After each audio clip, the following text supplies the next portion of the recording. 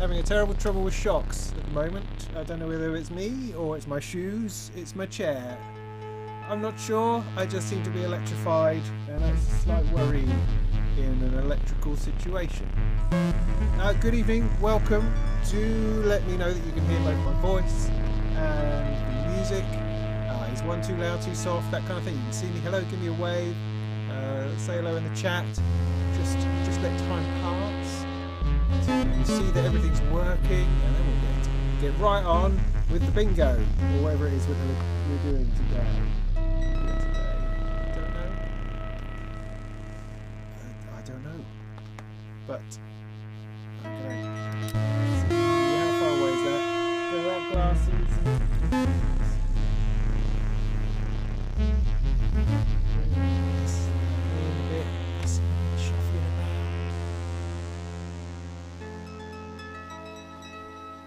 But can you hear me? Let me know you can hear me before I start talking too much. Sounds good to you, Andrew. Thank you. Hi, hello, JD from Germany. Music's a bit loud. All right. Thank you for calling it music, Ken. That's appreciated.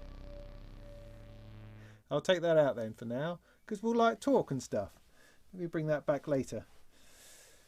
It's nice to see some familiar faces, some familiar names in the chat. I feel like we haven't done this for a little while. Which reminds me, I should start off by saying, hello, welcome. I'm Robin Vincent and this is Molten Music Technology. You're in the right place. We're going to talk I'm going to talk mostly, to be fair. And we're going to sit back, we're going to relax, hopefully, and talk about gear, things that have happened over the past month. Might play some tunes or more tunes or fiddle with a tune, might do some other things, might be some topics of conversation that people want to throw into the chat. That's all good, that's all super and appreciated.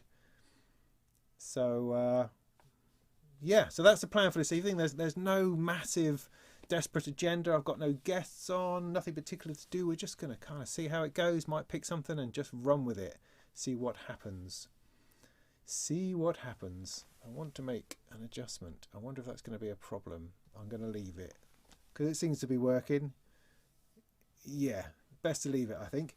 I've been wallpapering all day. Good Lord. I did some wallpapering about 10 years ago, right? And I swore I would never ever do it again, but time wears you down, I think. And so we decided we'd do it again. And I have been doing it all day, and it's traumatic. I'm fairly exhausted, I have to say. In fact, I might open the beer straight away. Voice could come up a bit, could it? Okay, I'll be back in a second.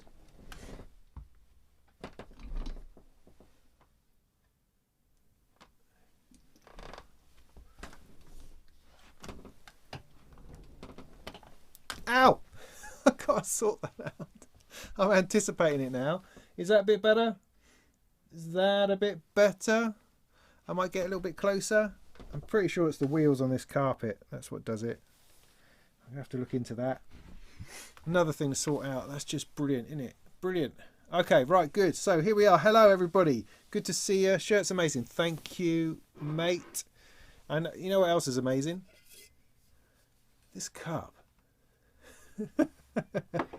It's an awesome cup. Look at that. What sort of cup? It's the sort of cup that everyone would like to have. Just look at the class of that cup.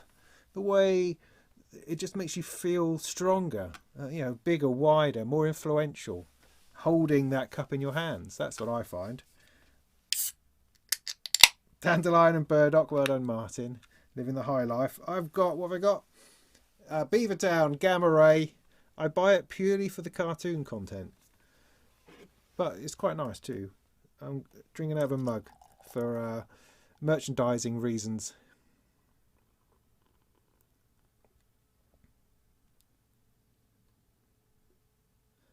So yeah, I thought I would have a bit of a flirt with some merchandising because it's quite fun. It's always a fun thing to do. It very rarely results in anything, I find, in my experience of having done merchandising a few times, trying to sell a t-shirt, trying to design something that you think people might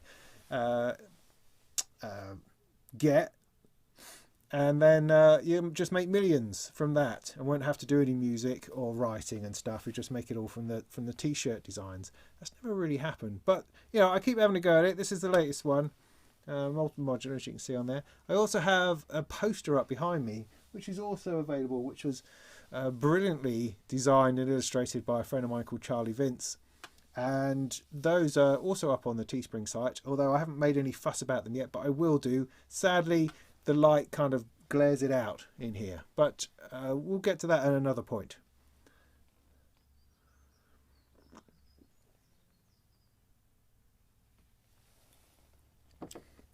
You miss a Forbidden Planet poster. Already, I've had that up in the shed now for like 7 years. I thought it could handle a change, you know. I thought it could. Pretty sure it could.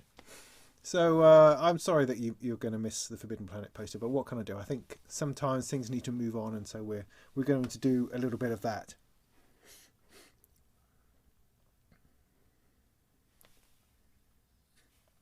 Excuse me.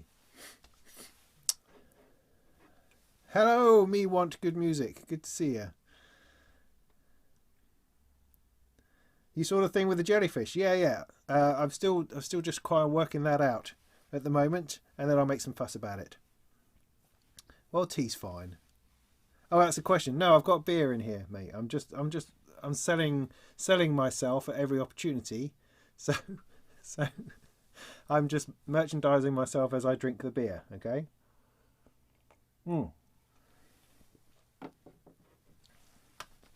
So what have we been up to? What have you been doing? What should we talk about? I feel a little bit out of practice. Last one we did was a Q&A with the guy who was doing a thing for his studying, and that was interesting. It was just sort of a different vibe. I haven't sat here and just run on for a couple of months, I don't think. And so I'm trying to remember how I do these. How do I do these? I guess I just come up with something interesting. All right, I've got several things interesting bubbling away that I'd like to look at. One of them is this fella here. Why do I have quite so many of those cables in there? I don't know. Oh, come on! Come on! It's a two-hander. Ooh. So yeah, this sort of thing. Oh, that's going to be out of focus. Yes. Logic. So this is a logic bomb from Frequency Central. I built this from the kit. I haven't put the video out yet because I haven't quite done like the end bit where you go, oh right, this is what it does, right? And look, it's working. Haven't quite done that bit yet, but I have built it along with another one, and I have no idea what it does, and I wondered whether it would be interesting to try it out, or would that be really dull? I don't know. How interesting is logic? I mean, this has got not A, not B, and, NAND, or, nor, XOR, and ZONOR on it. It's got two inputs, a CV input and an output.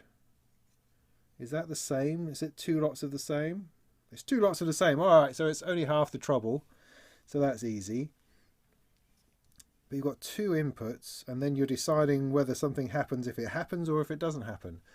So what use is that? Somebody tell me in the chat what possible use is logic. What could I run through it that would make it seem like it works in an easy way? And maybe we'll do something on that. Is that interesting to anybody out there? Don't know. I'll put that to one side. We could explore my Krell patch a little bit more.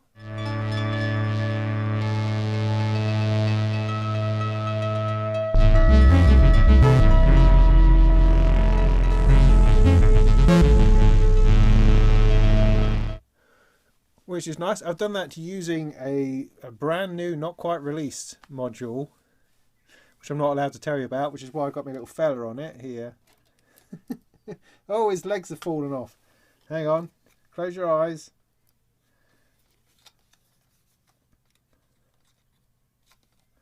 But we could, oh no, we could play with that. We could play with that later. I don't know. I mean, I might have to take this apart and stuff. Oh, look, there's a question. Have I been ever tempted by using a Digitac to run modular? No, not ever. I've never, ever been tempted to get anything by Electron. Ever. I do not see the appeal. I am not excited by those grey boxes with buttons on, and I don't have any clue how to work one. So Electron, lovely stuff, fantastic, high quality, expensive, premium, interesting, all those sorts of things. It's just not for me. It's just not for me. What can I say? So no, I've had no interest in doing that whatsoever.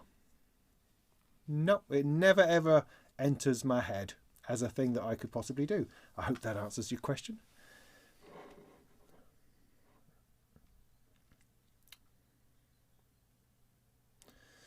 Open hi-hats. Oh, you use Logic for his random hi-hats. But what makes it random? I guess is my question. Why don't you just use a random trigger?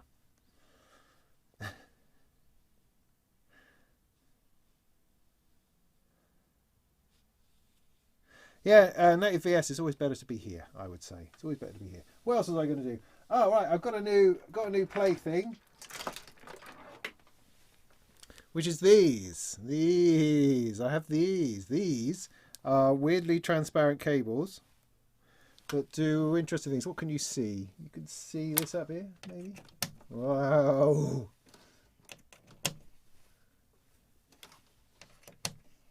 Gosh, how exciting is that? So, what do I want? Number 3, make that bipolar. Is that gonna does that do anything? I can never remember how to use this when I actually come to using it. I want to go something like that. No, I want one of them to go red, damn it.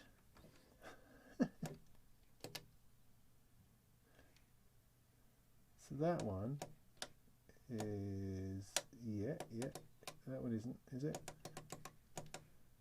With the thing, I think the thing on, off. Ba ba ba da da do do do do do. Let's put a random in there just for fun.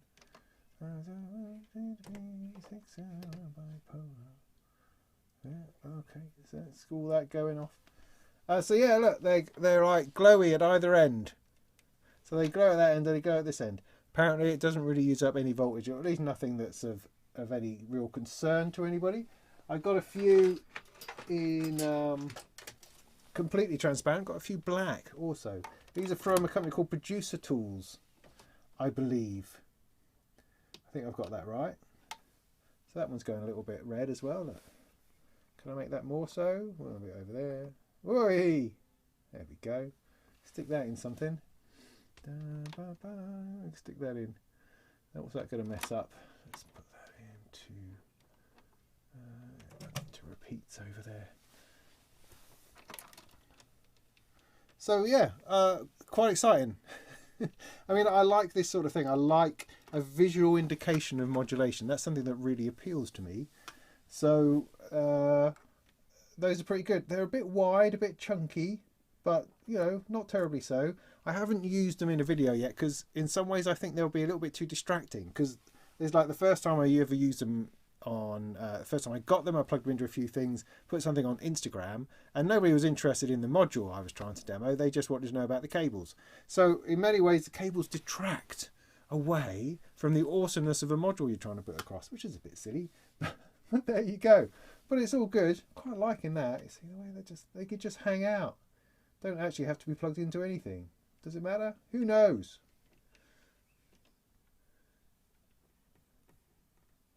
Who knows? I mean, I was planning to plug them in for this patch, funny enough, but because nearly all of the LFOs are attenuated, you know, just to keep them a bit more contained, it doesn't really generate enough voltage to run the lights. So, yeah, it doesn't work. So I'm running everything through this attenuator here. So I could get the lights to work at the LFO end, but then it wouldn't work at the destination, and that seems to be a bit of a shame. So I thought that's a bit of a distraction, so sod it. I ain't gonna do it. I ain't gonna do it. There we go.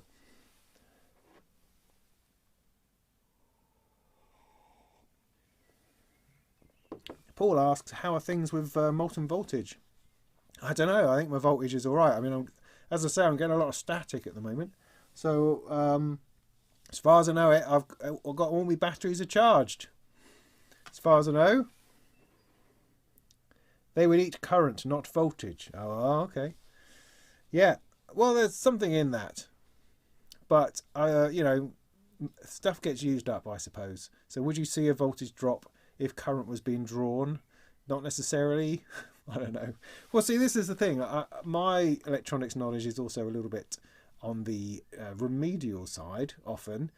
And so one of the things I'm trying to do at the moment is looking into becoming more mobile with my modular. I would like to get out there in the countryside and run something on battery power, to run a whole rig. So what sort of rig am I talking about? So this is something for you to think about and to throw at me in the chat and then remind me about it.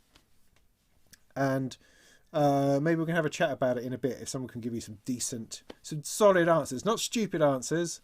I've had enough of those. No, I don't mean stupid answers. I mean complex answers that probably are not really what I'm looking for. I always appreciate complex answers, but for me, my personal mission in life is to get under those sorts of answers and work out what it is that you actually need. Because all of the theory is fantastic, but I just want to plug it into something. You know, I don't want to have to be measuring amps, getting out multimeters. I just want to plug it into something, like you'd plug a TV into anything. Because as far as I'm concerned, this is an appliance, right? I shouldn't have to have an engineering degree in order to work out how to plug it into the wall. That should not be necessary. So anyway, so here's the scenario, right? Scenario is my orange case, which is up here. So it's going to work without putting out the cable.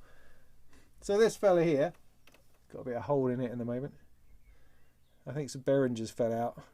So it's 2 rows of 104. Simple enough, yeah? So what, 20 modules? Something around that sort of space, 20 modules or so. So I want to take that out because I've got a nice bag for it. A nice travel bag, stick it on my back. I want to take that out on a motorcycle. So I don't want to be dragging around car batteries. I don't want to be having a rig on a trolley or massive solar panels. I just want to be able to take that with its lid, possibly, or without the lid. I think it goes in the bag without the lid, funny enough. Anyway, so that in a backpack, and then some form of battery, ideally no bigger than my thumb, but of course it's going to be lunchbox size, isn't it? I imagine. Something that sort of size. So how do I do that? Now, what my research has taken me to so far is there are 2 things to do. There's There's the AC power bank and there's the DC power bank. Now with AC, what you have is you're trying to run something essentially off mains. You're trying to get 240 volts out of a battery, which then plugs into the side of my case with a kettle lead. Then the case power supply transmutes that down to DC, which then runs the rig. So it's essentially the same as plugging it into the wall, and that would be an AC power pack that does that. These tend to be big, the sort of things you take camping for recreational camper van type, running your telly sort of thing. So there's that option. The other option, which seems to me to be perhaps simpler, is if I was to put in a power supply like I've got here on my old cases. Oh, God bless them, my old cases. On do I have a thing to hand? No. Yeah, no. On these ones, I've got like a row, what they called a row power 40 from 4MS that runs each row. It could easily run 2 rows. I've just sort of overdone it a little bit in running each row because it looks very neat, and there's no way of passing cables between the rows. Yeah, could power it off the strangled cockerel. Yes. However, so what am I saying? So yeah, if I take one of those power supplies, I would only need to be able to generate sort of 15 volts, which is a laptop power supply, because that's what this runs off. It runs off a laptop power supply. So all I actually need to do is find a power pack that would run a laptop. So that to me seems like a simpler solution.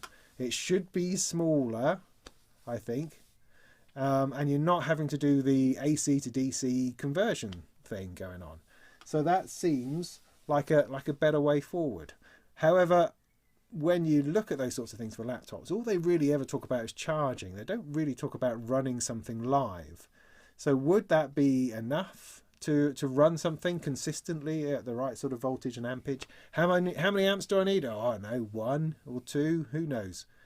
So that's sort of the scenario at the moment. In some ways, I might just jump in and see what I find, because I can't find like a video or decent, like, you know, proper helpful information on it. I can find a lot of talking about, as I say, car batteries and lighting rigs and running a PA and all that kind of thing, but nothing, because I mean, I don't need 6 hours. I need like half an hour to an hour. I just want to ride off on a motorcycle into a field or a lay-by somewhere, set it up, camera, which will run on batteries, a recorder on batteries. All I want to do is power the rig. I don't want to take a petrol generator. I just want something that I can also carry on the bike, set it up, do a patch from scratch, and be an internet superstar. That's always the plan, really. So there you go. That's my unload of that. I'll take a swig of this. Does anyone have any thoughts? Any thoughts on that? People have thrown words at me like pure sine wave when referring to an AC power pack. That apparently is important.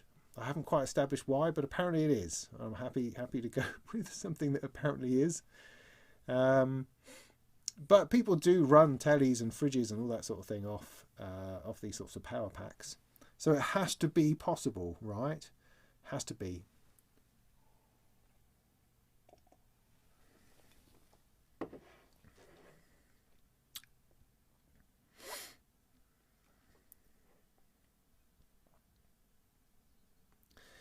Generator that fits into a sidecar, yes, genius. I like it. I'm not likely to be having a sidecar though anytime soon. Somebody, hang on, War Pigs was saying something. Wait a second.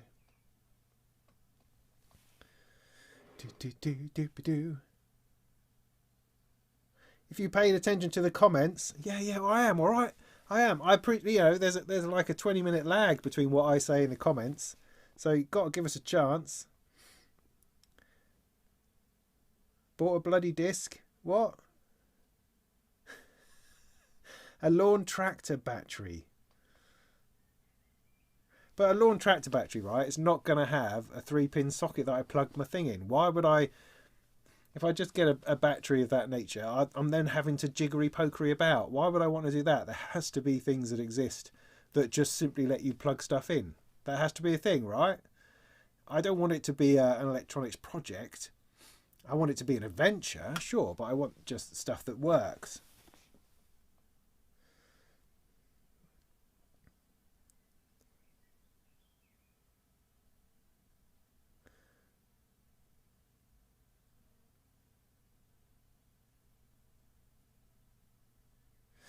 Oh, Photox, the her mod, yes, it's one of my most hated modules.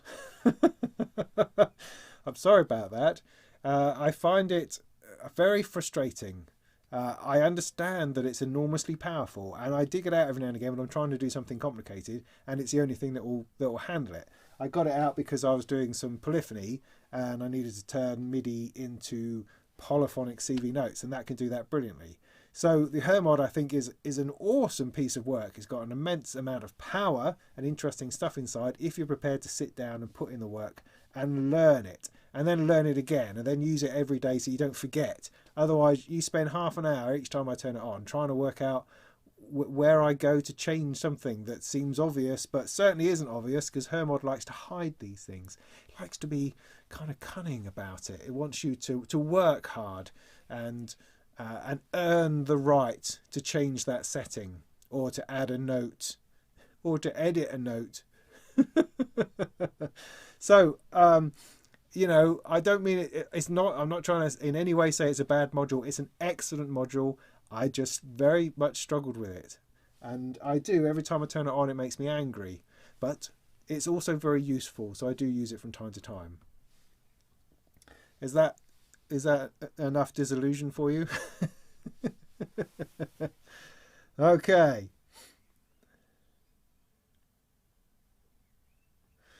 Brooklyn, you're welcome, mate. You're very, very welcome. It's so nice to see you here. So nice to see everybody here. I mean, you're so lovely. Even though I sit here thinking, what on earth am I going to say? I do love doing this. It's a tremendous thing. I mean, I've noticed recently that a few people have kind of packed it in a little bit, because it does get hard work. I mean, when I've done sort of a week of live streams and things like that, it's exhausting. It absolutely is. But I really enjoy doing the live stream after I've done a Molten Monthly, for a number of reasons. I mean, I've just got to the end of the month, and there's usually a whole load of things I have to get done, including the Molten Monthly. And so it's a little bit of a release to then just sit here and chat and get a little bit squiffy and talk about stuff and have a bit of a laugh, because I find it quite funny. It's very enjoyable, despite the knot of anxiousness and stage fright I get before I turn the camera on.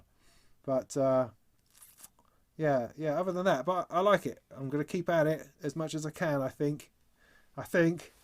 So the Polyend Anywhere, yeah. I saw the Polyend Anywhere. My only concern with that is I'm not quite sure it's quite powerful enough. I mean, they tend to show it with a single row of something, and I'm thinking, well, maybe I need two of those, or maybe Polyend are offering me a slightly more premium version of something that I can get quite simply. Oh, my other question, while we're still thinking about this, and I'm going to scroll through the comments just to make sure we're talking about the same thing. Would it be possible, do you think, clever people out there? So this is my rig up there. It's got a internal power supply with bus boards, you know, all that sort of stuff. So you plug in a kettle lead in the side and it runs off proper wall power. Yeah. If I was to put a Row Power 40, a power module, into that case, and if I was just to plug it into the bus board, would it work? Would that power the case if I didn't obviously have the side plugged in? Could I piggyback onto that bus board is the question that I'm asking. You know, if I just plug into it from the back of there. Do you know what I mean? Would that work? Is that like an electrically sound thing to do, or would I run into all sorts of weird problem and I'm going to have to put flying bus cables in there and rewire everything if I wanted to do that? I guess that's my question, because if it's simpler to take a laptop power bank or two, then that might be the answer. If I can just stick the module into there and plug it in, and then that powers everything. Yeah, do you see what I'm saying? Or even not put it in, sneak it in the side somehow. That could work. So yeah, polyend's possible, but I probably imagine it's slightly overpriced and probably not quite powerful enough. And I'm sure there's got to be a slightly cheaper alternative. Okay. Oh, Skull Drays, I'm so sorry you're overwhelmed, mate. I'd have a beer. Okay, Lord Tractor Battery, got back through that. Coming back down again now.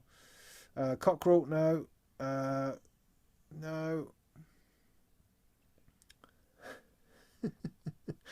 You know, Cubase isn't the only thing. There are other things. I promise you.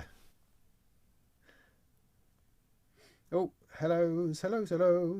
Right, paying attention, catching up now, coming back down. Sorry, yeah, back to War Pigs. You use a Voltaic V88 to power a 7U rack for like 4 hours. I mean, was it 4 hours or was it like 4 hours? What's a Voltaic? Hang on.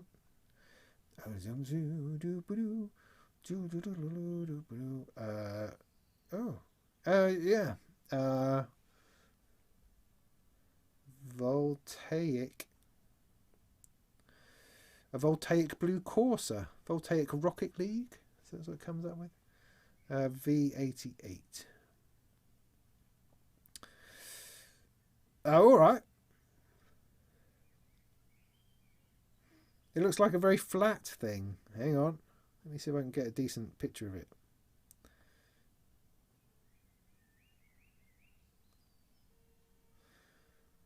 That's a weird thing. Look at that. So it's a portable laptop power bank. USB-C. Right, not that that matters, does it? What sort of... So we're talking about this sort of thing. You see that on there? Which looks like something quite perfect. A little book. So you can recharge it from solar. That's not interesting. Quick charge USB. USB-C for laptops. High voltage laptop port. 12 volt, 16 volt. Is that just a DC output on there? Because that's what I need. Well, that looks perfect, mate. You might have solved my problem.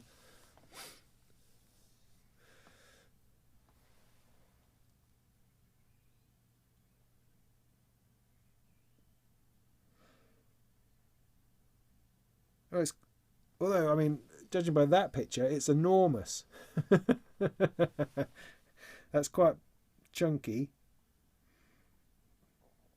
Alright, so that's okay. That's a good thing to think about. Maybe I can find something slightly more compact. It's difficult to really get a sense of the size. Oh my goodness, there's only 7 left in stock.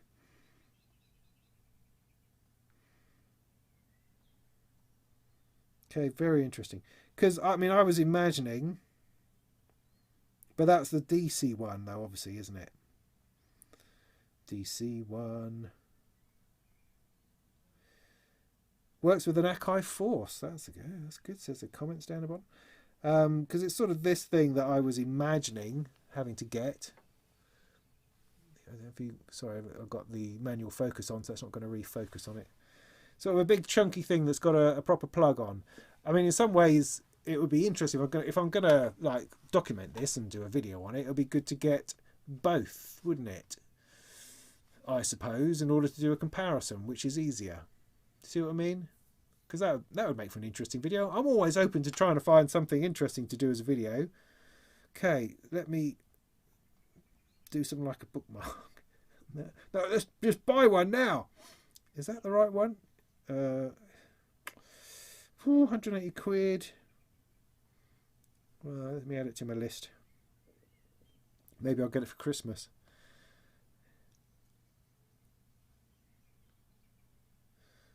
Okay, that was interesting. Thank you for that. There are small lead acid batteries, thunderstorm and a kite. Yeah, absolutely.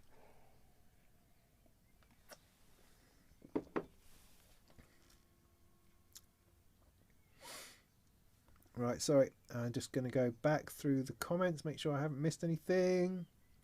Lampposts.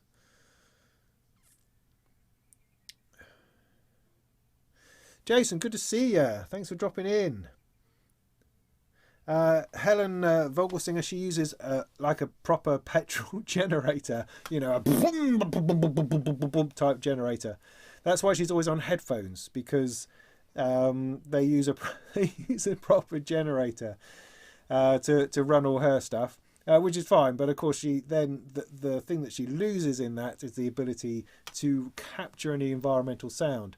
Not, am I going to be doing that? I don't know. I mean, my assumption was I would take my I got a Zoom H4 type thing. I'll take that with me just to record the output. Plug my headphones in.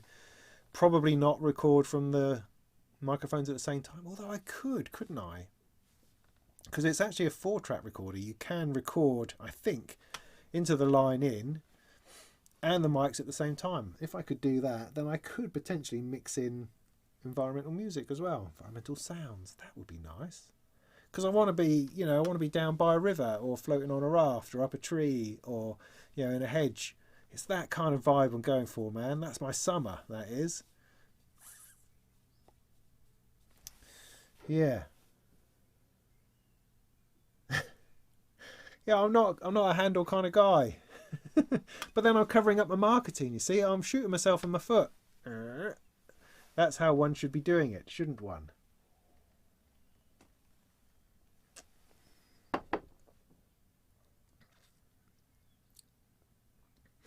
Use a jump pack for cars. I don't know what that is. A jump pack for cars.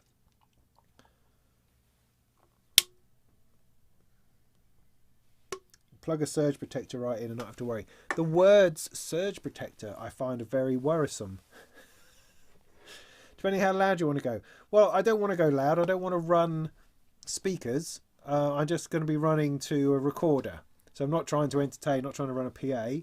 I'm just trying to have it make music, so I can make music in nature, feeling very zen about it, making something awesome, making something like this.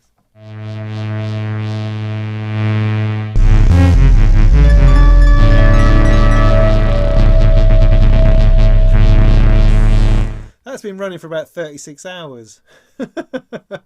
I just did, before I came on here, I took like a half-hour recording of it. And it's like I took 5 minutes trying to stop, because it's like, oh, this bit's quite good. Oh, I know this bit's, oh yeah, this bit's quite, yeah, that's quite good. Maybe I'll stop it. No, that's quite good. And it just goes on. It's a marvellous thing. It's a marvellous thing. I'm planning to do a video on what I did, if that makes sense. So that won't be tonight, I don't think. It will be, I'll do that separately. But I'll put the other one up soon. I'll put it up as soon as the module I've got here, which you're not allowed to see, once that is released, I can put those videos live. Anyway, by the by, what are we talking about? The battery I use is the size of a paperback book. Okay. Cool. It's weird because that looks strangely different in the picture of it. That's really good information, Warpigs. Thank you. And I can blame you for when it blows up. Great. An APC Smart UPS. But doesn't an uninterruptible power supply need to be plugged in most of the time? And doesn't it just give you, like, because I used to have one, because we had terrible electrics in this house when we first moved in. So I got a UPS for my computer, so that I'd at least have a couple of, like, 10 seconds to shut stuff down before the whole power went. So what am I talking about? So I don't have full trust of uninterruptible power supplies, other than they work for a little bit. Maybe I just got a rubbish one. Yeah, I mean, they're a bit expensive sometimes, and they look a bit chunky. They look a bit chunky.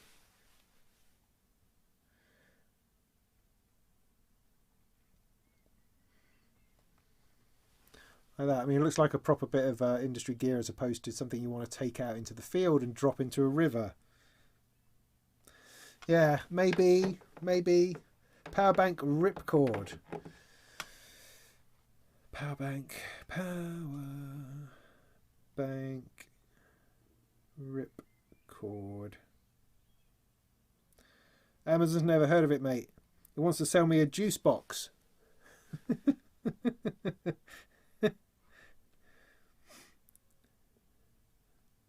There's an Anchor power core. Is that the sort of thing you mean?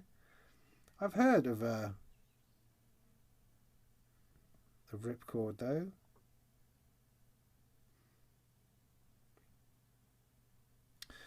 Yeah, so does anybody have any thoughts on my question regarding plugging the DC module into my AC case and having it share the bus boards? Is that a thing? Is that a thing, do we think?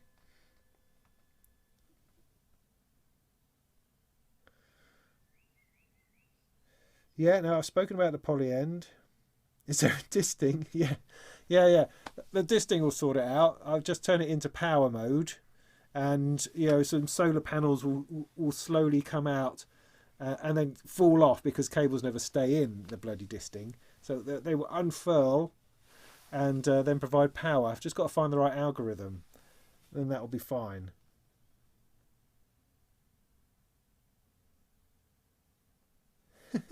No, Alban, you're very, very welcome. Well done for making it here. Good job, man. And no, I've just got to cut the red wire. It'll all be fine. There's nothing to panic about. Yeah, I mean, running it from the motorcycle's battery, running on idle. Yeah, I mean, that's a possibility. Seems a little bit kind of rude to nature. Try to find like a nice quiet spot to do something like that and then have your engine running the whole time. I mean, it's a nice way to tie in the bike. In some ways, if I got a posher bike that had those sorts of power sockets on it, maybe that would be a goer. Because the bike I think I'm buying at the moment is a Royal Enfield, so it's not got anything flash on it, because that's about as far as my budget can stretch. So yeah, I don't know about that. Also, I mean, there's the possibility that I won't be next to the bike, because if I want to get down onto a riverbank, I might not be able to take the bike that far. So, that's also going to get a bit dodgy. But I quite like that idea, the concept. And I've also been looking into getting an electric bike, so that would run into that brilliantly, except that would not, because the electric bike, you'd just drain it and then you'd be stuck. That would be no use at all. Yeah.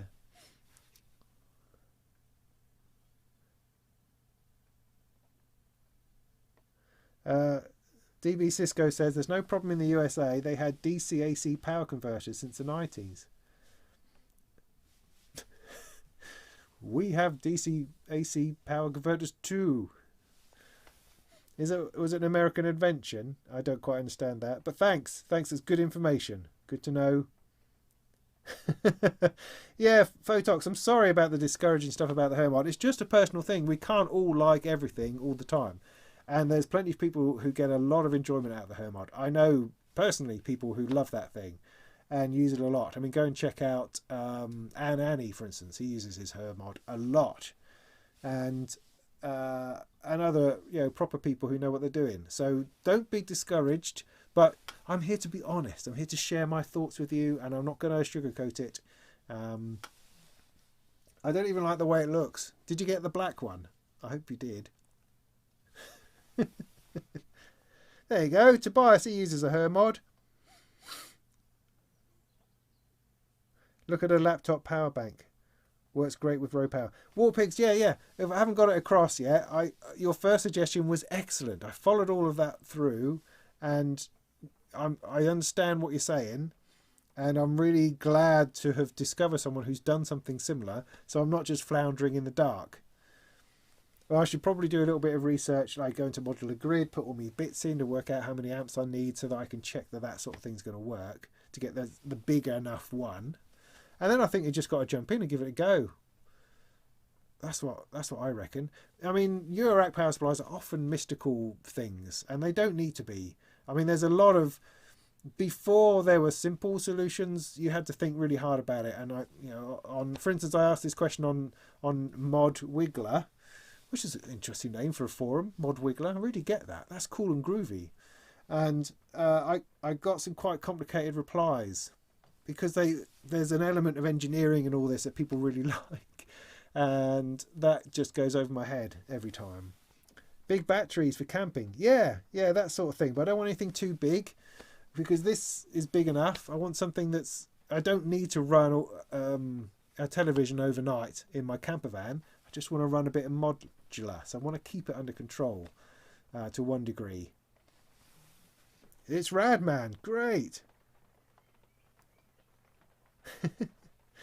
Oh, Mikhail remembers when I first started out. How far did I get with the Deckard Dream? Over here.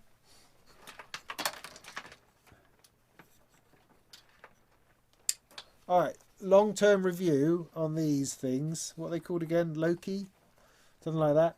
They trap cables really annoyingly. They're really good. I use them a lot. But they don't have trap cables in these little knobbly bits. Drives me nuts. Drives me nuts, it does. What's it doing? Oh yeah, I was going to point. Is that any good, me pointing? I can't see. Can you see? All my voice cards. There, look. I'll grab one. Ugh. Don't touch the gold bits. So actually, just a quick aside into the Deckard's Dream. So look, there's all the surface mount done on that side. Glorious. On this side, hours and hours. And I've only scratched the surface with resistors. But I'm getting there. All of them now. So I've got one card which is completely finished. And the other 7 I'm doing like in a production line. And so they're all like this. They've all got, I would say, a third, a quarter of their resistors on. Yeah, I'm working on it. I am. I got them in a stack over there. I had a really good go on it the other day. I need to continue. Such a fabulous thing. So I'm getting there. It's just time. You know, I've got a lot of stuff on just at the minute. Would need to study the circuitry in order to determine whether you can do that with the existing bus board. Wouldn't try it randomly. Steve, thank you. That's good. I would have preferred you just to say, yeah, go for it. But, you know, good advice is also good. More pigs. Hey, man, yeah. Do you remember when I showed you the picture of the Voltec V88 on my phone, saying, there, that looks like a good thing. I feel like I'm going round in circles. That's really interesting. What about the XT Power Bank MP 50,000? Well, that sounds really exciting. I have to look that one up.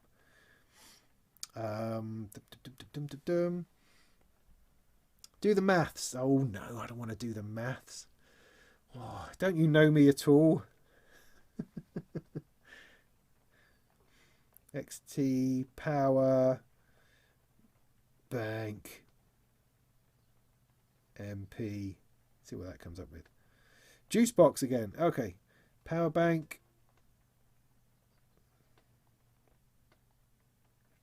Back to my Anchor power bank again. So I might...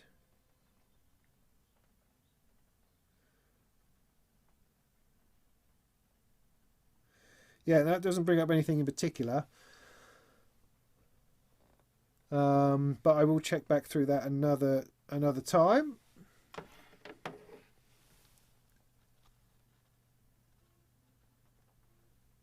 Yeah, it's a case from Lake, you're right. Sorry that my thing has jumped. Da-ba-ba.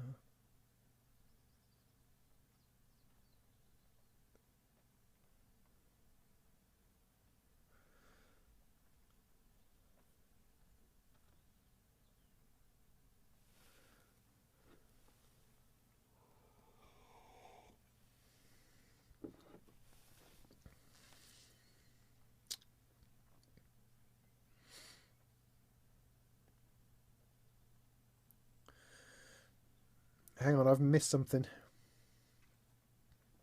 Okay. Good. Okay, do the maths. Yeah, no, already. I already ignored that.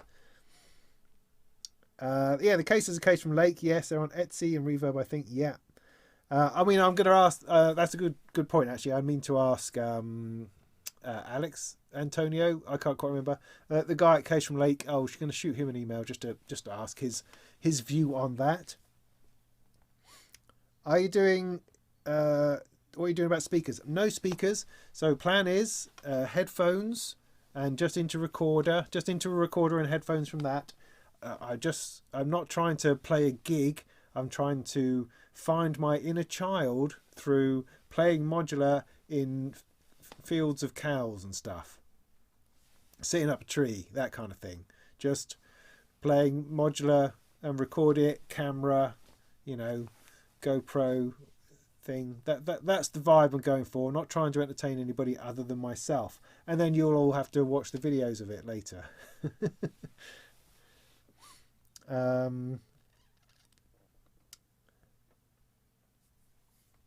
19 volts for the road power, lasts quite a long time. Your rack is surprisingly power efficient. Yeah, no, I think I get that.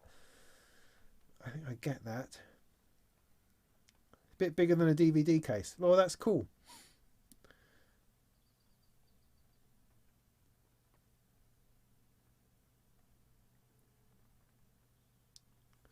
Tempora Boto, I can't see any reason why the Fusion modules wouldn't run on a tip-top happy ending kit.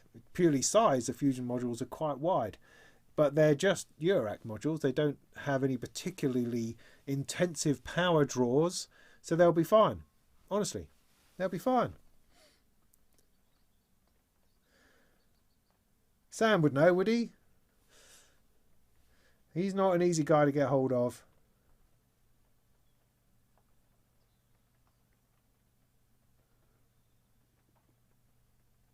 So, Window Licker 808 is saying he just brings a booster pack for jumping cars. No guesswork. Just like plugging into a wall lasts all day. Interesting. So what is this thing? Is it a thing? It's like a spare car battery, is it?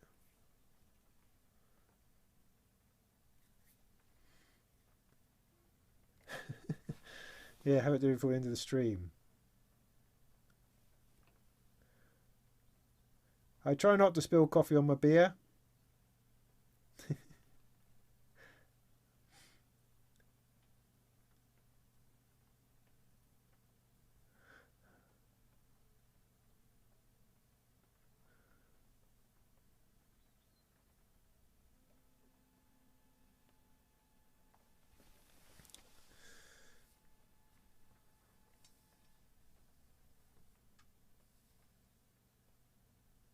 Yeah, Steve, I could take a different case. Absolutely. It's just that that one happens to be the right sort of size. I mean, I could take 2 rows of something else that I already power in that sort of way. I mean, the case is, I mean, it's just trying to use what I have, you know. I could buy a more portable case, you know, something in carbon fibre, something more flight casey, but I like the fact that it has a lid, that it does fit in this bag that I did a thing about, that I can fit on my back. Just trying to keep things as simple as possible. I think once you go down the line of having to get everything specialised, it becomes a lot less interesting. I'd like, you know, I mean, for instance, this case here, the Nifty, might be an easier one to take outside if I can make something which I'm happy to use in this sort of size. I think I could make something with that might be a lot simpler, full stop. Because this, of course, has a DC input because it takes a wall wart as opposed to an AC thing. So maybe that's the easiest. Maybe that's easiest. In fact, why don't I get another one of these and I can run 2 of them? Could I run 2 of them off a thing? I don't know. Maybe that might be simpler. So yeah, I mean, I'm just trying to find the simplest way to use what I have rather than having to get something special in order to do that. Because I like the idea of making a video about this is how you could take a bit of your stuff and take it off. And I think that the sort of laptop power route is just a little bit more universal. It's something that everyone could use more than just for doing this. It's something that people might have knocking around. But then the you know, the whole camping power pack thing, that's also interesting. Yeah, maybe we should move on to a different subject in a minute, but this has been very, very helpful. I really do appreciate it.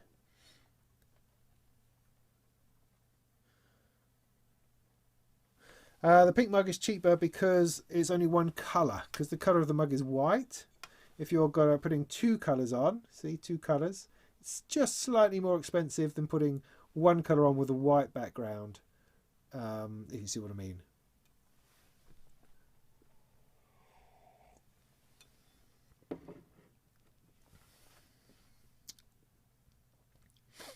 Lionite Tanker, that's a good name. Boo, boo, boo, Lionite.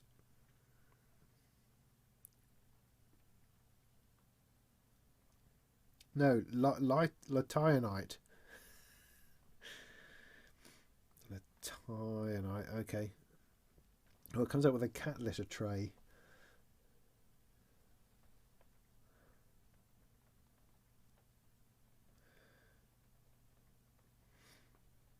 Okay, Amazon's heard of this one.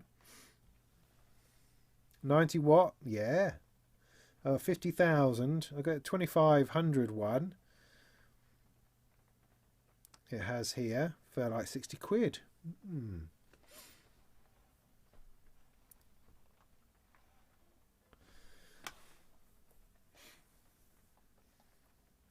Interesting.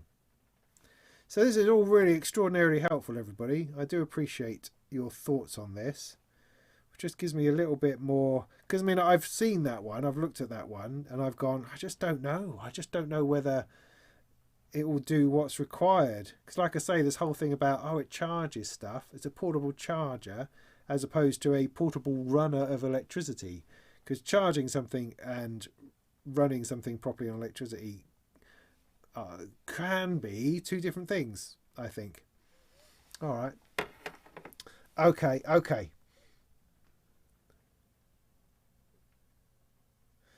Modular Modcast. Okay, cool. I'll check that out.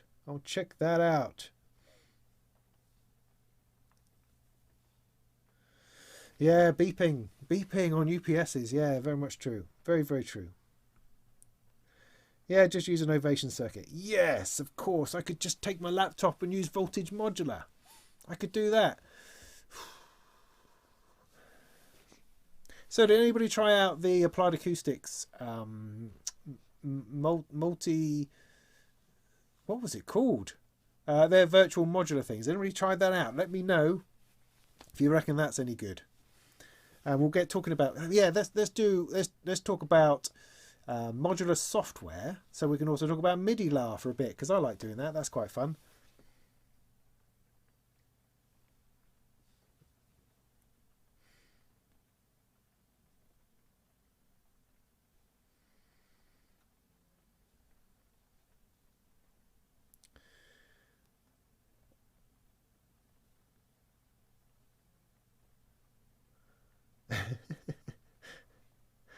Steve, it's not necessarily the lag. It's just that I've gone back up the chat. So I might be answering questions that you said ages ago. I'm just working my way through it because I didn't want to miss anybody, okay? Oh, come on, man. It's not a difficult thing to do. He needs a decent power bank. Oh, right. Okay. All right. A top box, you reckon? I don't know. I've never been a top box guy. I don't mind sound bags. Top boxes feel a bit commutey.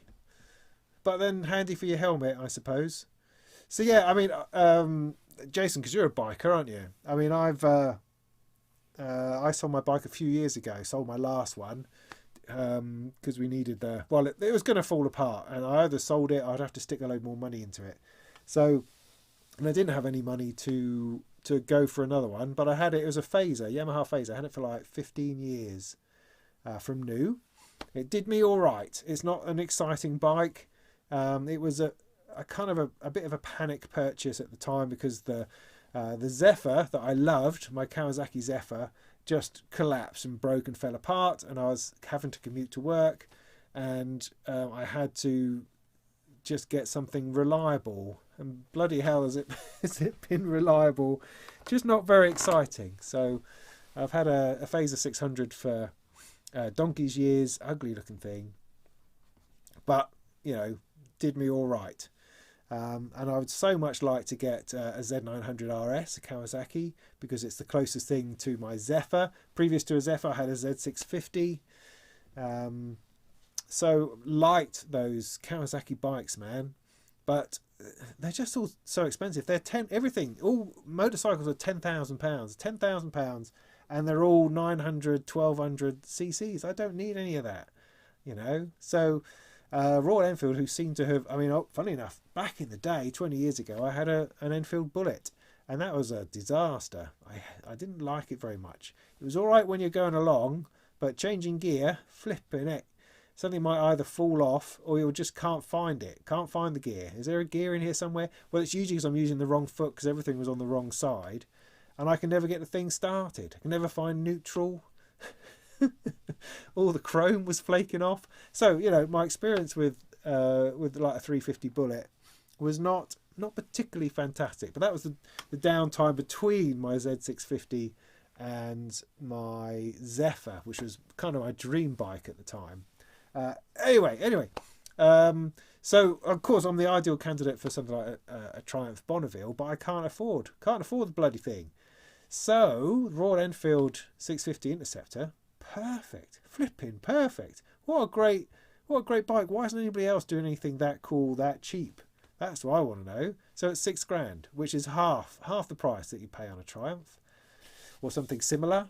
So that seems achievable with a bit of higher purchase, you know, and so that's the plan. That's the plan. I haven't pulled the trigger on it yet, but that's the plan. That's what all this is about. I'm trying to find some kind of justification for it. Making videos. Yeah, somebody could pop into Sam's show, ask him the question about the thing, and then pop back. That'd be great. Greetings from Sweden, Anton. How you doing? Oh no, it's jumped again. Totally top box, is it? Yeah, okay.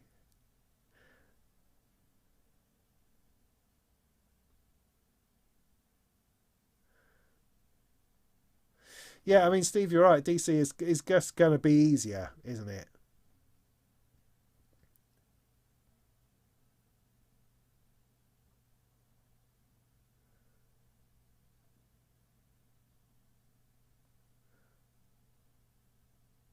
Anyway, okay, I'm going to skip on down a little bit. I seem to be way behind in the comments. Yeah.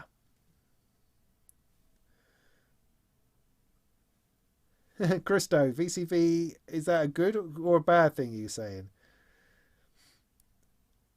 Oh, jump. The best sounding module I've assembled so far, in my opinion. See, that's an interesting question because you're assuming it makes sound.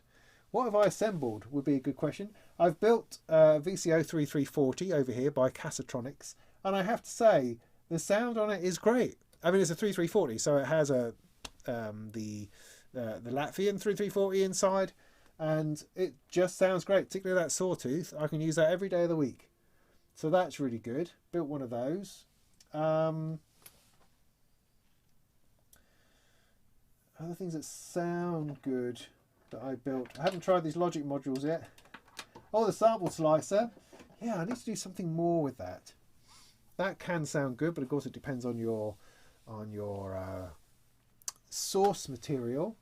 3PT is very useful, although I haven't used it as much as I'd wanted to because I haven't learnt its functionality by heart. So I have to keep pulling out the information on it. The Even VCO from Bafako, that was one of my early builds, and I use that a lot, particularly on square wave.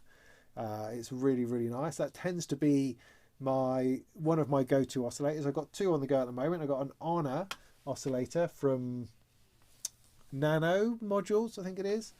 That's just superb. It's the best sounding thing I've ever had, although I didn't build it. I bought it as it was. And the Bafako Even VCO runs with that very nicely. Thank you very much. I have retired my two Make Noise STOs, which is just crazy. I dug one out the other day, actually, thinking I could just drop one in and try it out. And I'm listening to it going, nah, it's not. You know, where's my sawtooth, man? I think looking at it again going, but it doesn't have like individual outputs on waveforms or anything. You've just got this wave morph, which is kind of interesting. But no, why was I so taken with that? It's really interesting how our feelings on things change over time. So that's in the not plugged in case over there on the back. I picked up this really lovely cheap case from DV 26 Digital Village used to be, which is great. It's got no power supply in it or anything. It's just a place to put benched modules for the minute. Oh, well, that was a nice aside. Multiphonics, there we go, thank you. Seems to lack in the high frequencies. That's interesting. Tiger 800, yeah, there's a lot of stuff on a Tiger. Yeah, but you're doing the Dakar Rally though, aren't you? Isn't that the plan?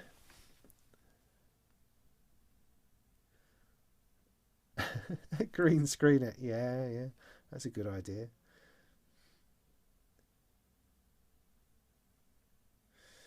Christo, the Queen of Pentacles. I haven't yet really gotten to the bottom of the Queen of Pentacles. And I kind of want to, because it's, in some ways it's simple, straightforward, but there's also some sort of menu button tapping going on that I find a little bit confusing. I'm not always entirely sure what's going on, but I haven't sat down and worked it out. It's just like I'm doing something, I think, oh, let's add some drums, and then you faddle around to try to make that work rather than actually sit down and learn what the device does. But it has a lot of potential. I mean, for instance, I've had it for like 6 months before I realised you could put a clock in and then get it to roll when you hold things. It then rolls. I had no idea it did such things. So yeah, I mean, the ability to filter on and off the high pass, low pass thing, that's really good, I think. That gives it a lot of very easy performance without having to run it through other things or mess around with a separate mixer. That makes that very easy.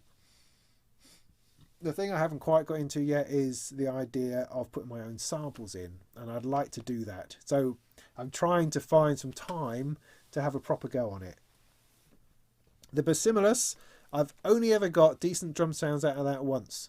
The rest of the time, it's clangy, noisy, uncontrollable stuff that I'm not sure I like. So the Basimilus Iteratus Ultra is one of those modules that I believe I should be able to get really cool stuff out of, and I'm slightly frustrated that I can't. And it's a little bit like, is it an Emperor's New Clothes things? Maybe it just makes farty digital noises, and maybe that's it, and maybe I just don't like that sort of thing. Or maybe I just don't really understand it or know how to use it. I don't know. But every once in a while you stumble upon something which sounds really good, and then when you modulate it, it sounds brilliant. You go, yay! But most of the time it's kind of just not doing it unless it is that specific clangy sound that you're after, if that makes sense. But maybe again I just need to sit down with it, because I'm sure I could do a fantastic review. I mean, this is the thing, when I do a review on a module, I spend a lot of time with it, I focus on it, find all the awesome things about it, and then say that on camera. And then the next time I go back to it, it's like, I can't remember how to use it. Oh no, it's just a bit clangy. But that's usually because I'm not practiced in it anymore. And when you lose that practice in a module, it's never anywhere near as good as when you spend a lot of time with it. But who has the time for that? Oh, I don't go around in circles.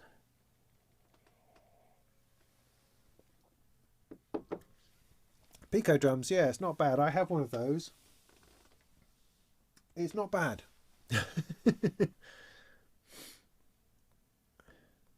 Oh. Yeah. I mean, Sam's a big boy, you know. He's got a lot of reach, and he's a lovely little lad. So yeah, he'll have a lot more viewers than me. I'm really happy, mate, with 100 viewers. Getting 100 viewers to me is a flipping result. Absolutely. So don't you worry about that. Sam is doing his thing. I mean, he's in flipping Lego adverts. You know, he's a whole other, not just another level. He's another planet. He's awesome. So yeah, I don't begrudge. Sam is 1,000 viewers. That's fantastic. Flipping fantastic, that is. But, you know, I'm happy with 100. I mean, part of that, I think, it's interesting because when you see or you go into live streams of YouTubers who have a lot of people, the chat is just going like this. It's just flapping through. There's no way you can even hope to interact with the geezer on the screen or the woman on the screen, whoever's on the screen.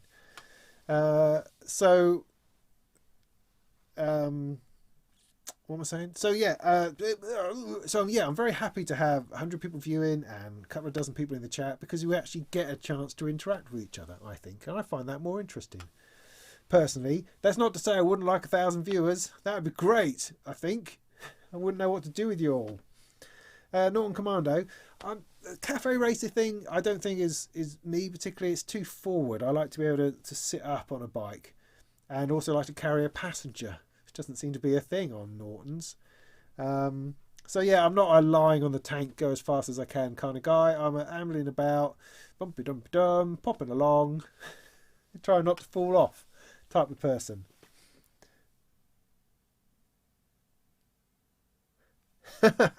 See, Steve, I'm now going back to your message many, many years later, saying, that's all right, mate, don't worry. It's all right. It does, the whole chat and me thing, it does get weird. It does get weird, without a doubt. See, Fafa, I'm not sure about the orange. I sat on the orange one at the dealers in Norwich last week. And I'm looking at it thinking, orange is the one that should be me. Because of I use orange a lot. I'm not so sure. I mean, it was nice, but I kind of like the sunset strip one, which is mostly black with some red on it or white on it, I think, is the one that I quite like, personally. The problem with those is that they're all stuck in India, because India is in a right mess at the moment, sadly. And so there aren't any of those in the country, which is kind of frustrating when you think, I'm going to buy a bike, I'm going to buy a bike, I'm going to buy a bike. Oh, they don't have the one in the colour that I want. Oh, all right, I'll have this one then. That doesn't really appeal very much. So I might have to put it on hold. Don't know. But yeah, anyway. Blah, blah, blah. Oh, okay. The Sawtooth Wars. Analog Systems. Analog Systems RS95N. I don't know Analog Systems. Not heard of that one.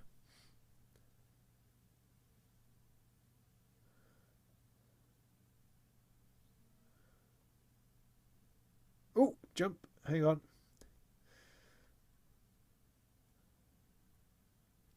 Yeah, intimacy of small gigs, exactly.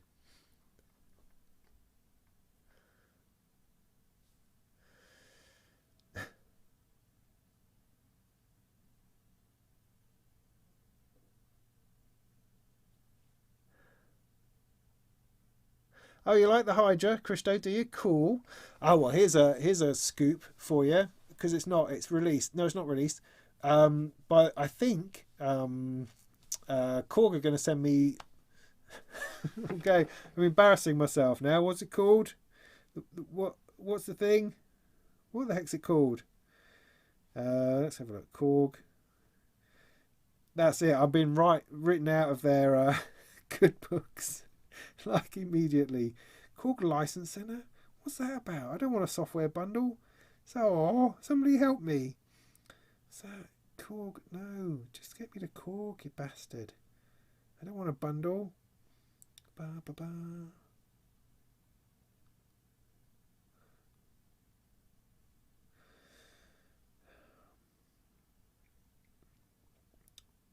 Doobadoo. Just a bit. Modwave. There we go. With a bit of luck, they're going to send me one of those, because it's going to be out soon-ish, I think, by the summer. So I might get a chance to have a play on one of those before they actually get released, because it's one of those things they announced, I think, at NAMM, and nobody's seen any yet. So with a bit of luck, I'm going to get hold of one of those, because that's quite good fun.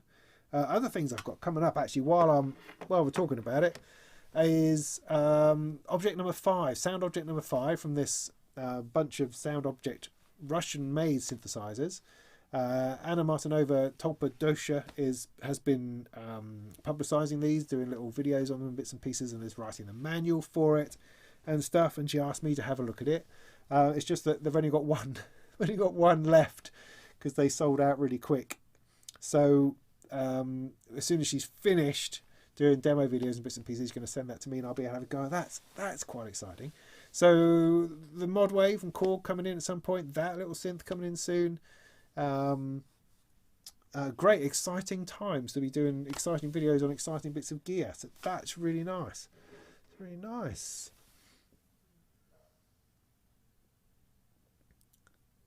So what you're saying is, if I get more famous, you're all going to desert me because it won't be so interesting.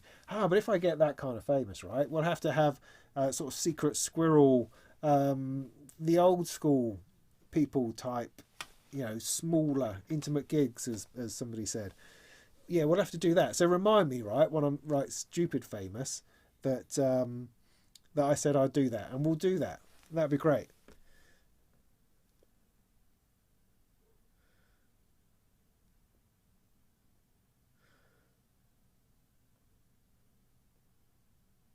Ooh.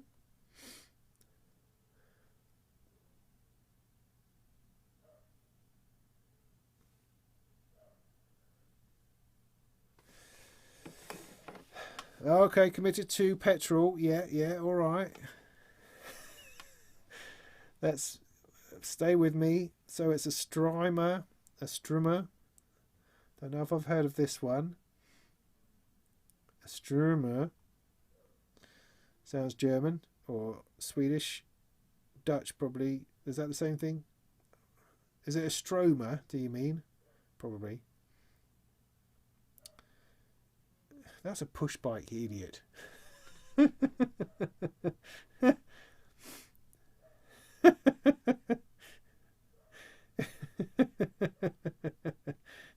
Is that what you mean?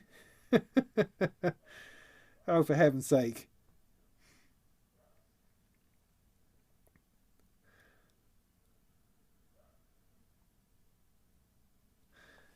Push bike. That's called a push bike.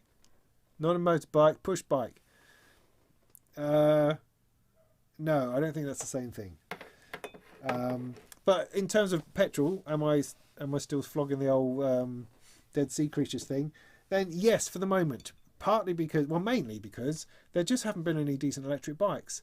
There's one, is it RG motorcycles from, I think it's Sweden, who actually have an electric bike that looks like a bike as opposed to looking like some weird piece of crazy cyber shit.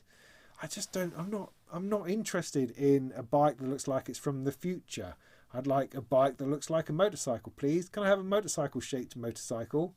And it's electric, that would be great. I'm completely happy with electric. I mean, the Livewire ones from Harley, yeah, they're good, but they're many monies. Many monies too many. So that ain't going to work. So I don't think we're there yet. I think we've still got to wait for... I mean, I've seen the one that Triumph are working on, and again, that's some kind of futuristic, stupid bike. It's like, you have the shape of a motorcycle, which is already perfect. Just do that with batteries in it. What's the matter with these people? So yeah, this will probably be my last petrol bike, I imagine. And then after that, it will be an electric one, assuming somebody comes up with something that doesn't make me look stupid. Anyway. Have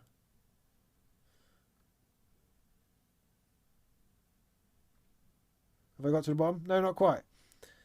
Doopy doopy doo.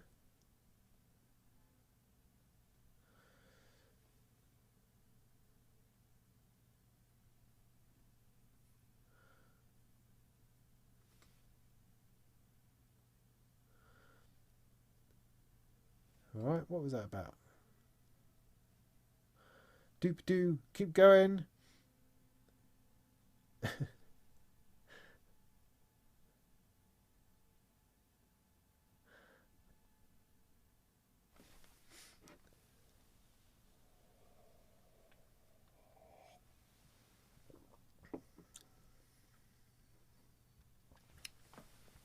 Reversible Percival. That's a nice name. I like the way that rolls off one's tongue. Yeah. I mean, like most things. Most things are great if you give them the time. Basimulis is one of those. It's like I consistently reach to it when I'm trying to add percussion to stuff, and I tend to, after 5-10 minutes, just like turn it off and try something else. And that's a shame. I mean, I do have a few tracks out there that have it in, absolutely, and it's great. So every once in a while I stumble upon something that sounds awesome, because it's capable of doing that. It's just finding that, because people just say, I'll put loads of modulation in, so you do, and you just kind of get random noises out because it's all moving about. So I don't know. I mean, I'm getting, I think, at the stage where I am, because I'm overloaded with Eurorack. That's how things are when you're a reviewer of things. When you're trying to make videos on modules, you end up acquiring a lot of them. Some are DIY, some are sent to me by companies very kindly, and some of which I buy myself. And it's grown in that way because I'm fascinated by it and I like making videos about stuff. So I've acquired a lot of them. But at the stage I'm at now, I'm looking to perform more when we get the opportunity to do that, to perform, to do this thing out in the woods and in the fields, as they say. And for that, I need a more compact solution. So I'm being harsher about modules, whereas before I might have had every module out, everyone turned on, everything within reach. Things have to earn their place within the rack now, and that means that they have to be something that I'm going to use and use consistently and not have to worry about it. That's not all. I mean, I'm not saying I don't break my own rules. I mean, the 3PT is still sitting there because it just looks nice. It just really looks nice with the things moving around. But I haven't, as I say, I haven't memorized its functions, so I can't just drop it into any patch. But I need to have the things accessible to me which I'm going to be using all the time. And so, stuff gets bumped out if it's not fulfilling something quick enough and intuitively enough. But a lot of that is down to how much I've practiced and spent time learning things, So there's a balance to all these things, I think.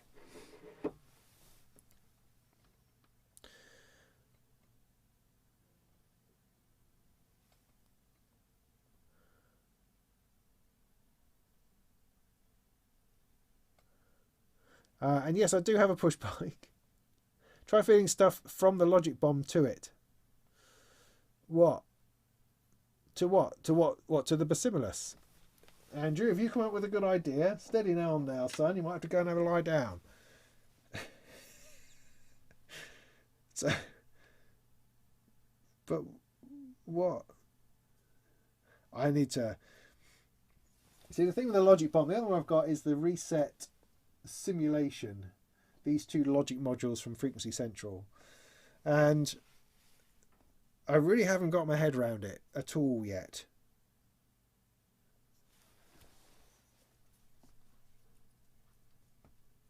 I'm sure there's something in here that's going to be just go bing like a little bulb. I mean, in my head, I'm thinking, oh well, you put in 2 sequences and it chooses notes from each.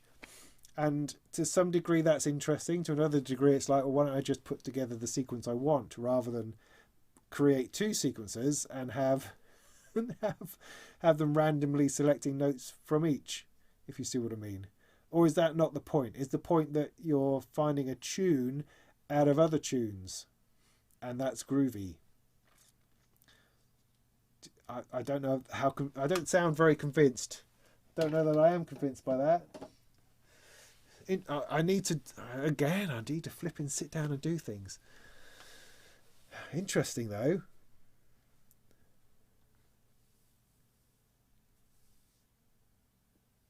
Yeah, absolutely. You do have to give things your best, particularly if you've bought them. I agree. Absolutely. Drum brute. Yeah, I can see that.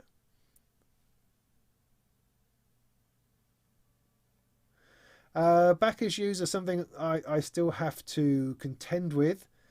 Steve, thanks for asking.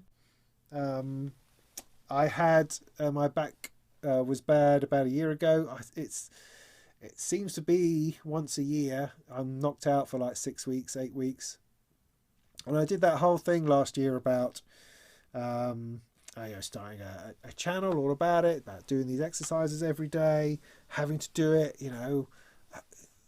emotional talks to camera about my back and things like that. Have I kept that up? No, have I? Heckers like. I tried, and then you just kind of stop, and then you just carry on, and you think you're going to be all right, and then I won't be. So it's something that I have to monitor and probably should take more seriously.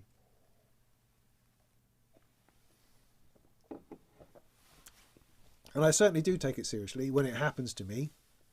Bloody seriously. Just I'm not very good at maintaining these things. Thoughts on other formats? Yeah, Wow, I thought that was a bunch of cars. Didn't you say ask that earlier, Anton? So surge and booklet, yeah, okay. Well, surge and booklet kind of tend to put those together. They are unreachable as far as I'm concerned at the moment. They're too expensive and not interesting enough to me at the moment for me to want to try to go down that road. There's still plenty more for me to do in Eurorack before I need to look into another system, I think. So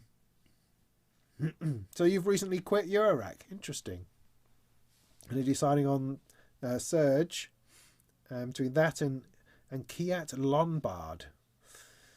Okay, great. I don't know what that is. There's some vague recollection in my head of hearing that word before, but interesting. I mean, I am interested in building Look Mum No Computers modules, his Cosmo Metric 5U modular system. Yes, I'm in the middle of making a whole bunch of modules for that, and I hope to get back to that again soon. And purely because it's Eurorack but in a slightly larger form, and that really appeals to me because a lot of this is flipping fiddly and that gets tiresome. So I like the idea of something bigger. I also like the idea that these bigger modules are something that I could potentially change and add little bits into, because they're slightly more open and you've got more front panel. You could drill a hole in the front panel, stick an extra LED in, for instance, or an extra circuit from some other DIY module I've been thinking about, putting that sort of piggybacking it onto the back of one of the Cosmo filters. I thought that might be interesting, and then I'd make it feel like I've done something myself. So yeah, I'm not wedded to this as a format necessarily. It's just where most of my investment is, and there's still plenty to do. And also I have to feel that for the sake of trying to be relevant, I need to stick with what I know as much as possible for the time being, until it's time to do a proper move to something else. I can't do it half-assed, I don't think. I think that's difficult. So yeah, interesting. I mean, the other thing is that I've had no exposure to other formats. Never even. I know I've seen a booklet system at a show, but I've never played with one other than a software version, which is not fun. I don't enjoy that particularly. Oh, we were going to talk about software thing a minute ago, weren't we? Maybe. Okay. Anyway, I'm still just getting through you're awesome with your comments tonight. There's just fantastic stuff going on in there. That's really, good stuff that we can talk about. It's good.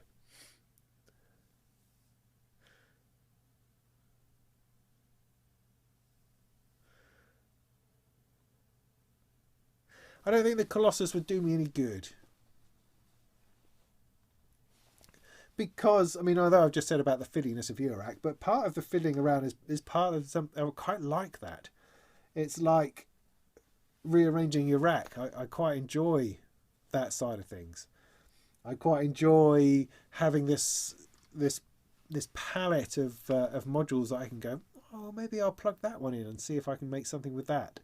I like that interchangeability rather than being stuck with just a huge synth, So I like that. I like that.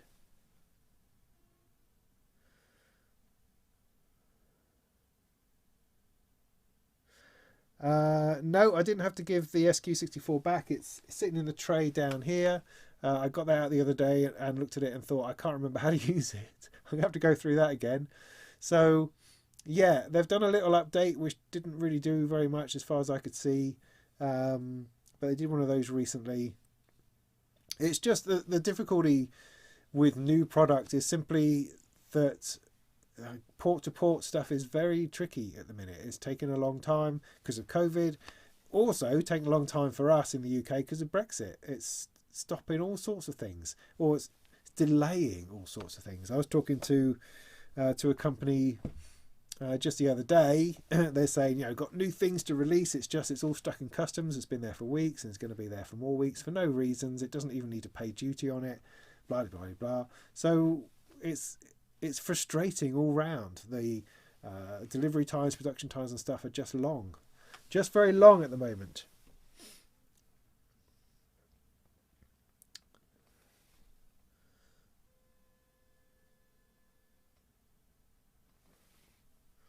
Space issue, yeah. Coloured LEDs on the 3PT. I wonder if they'd shine through. I mean, you only just about get a glow through there. And the glow is already slightly tainted because this is a sort of PCB which is transparent. Not really transparent. What's that other one? Opaque? No, that's something in between, in between the two. So putting coloured ones, I don't know how well that would work, mate. But, you know, try it out. Absolutely.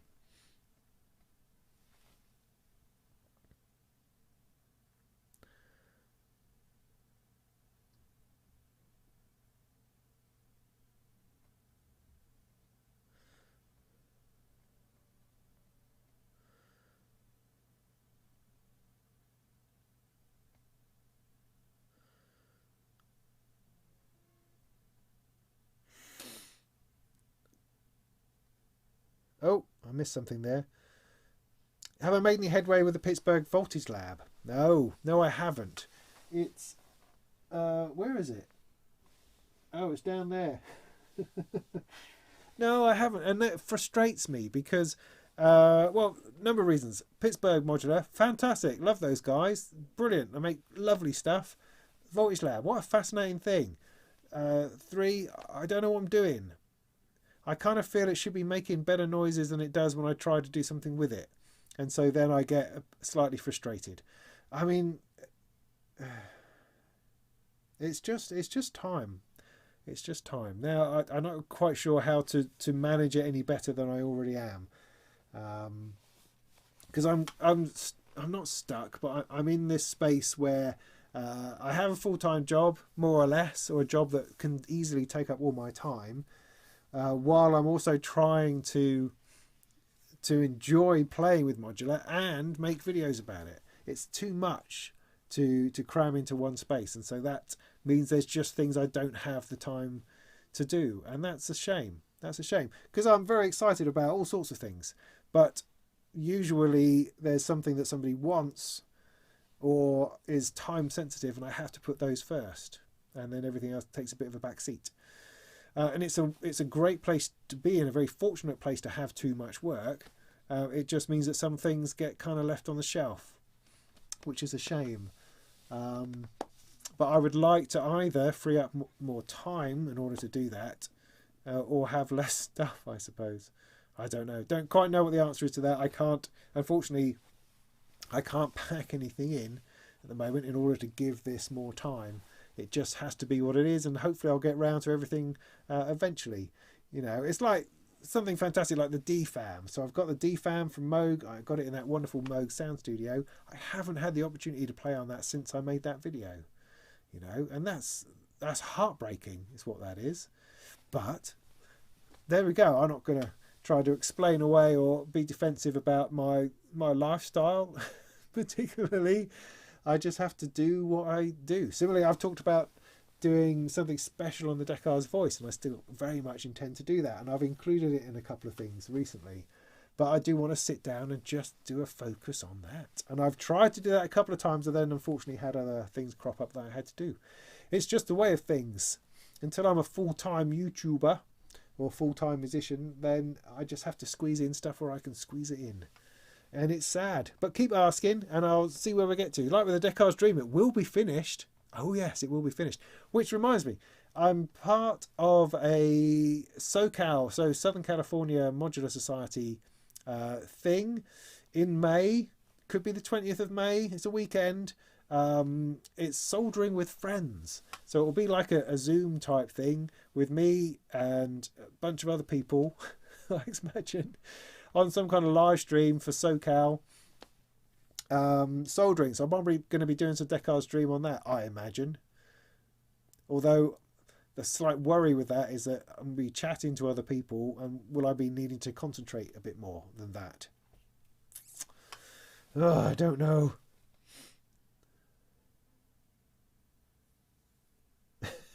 Yeah, all right, Mac. I'm doing as best I can, right?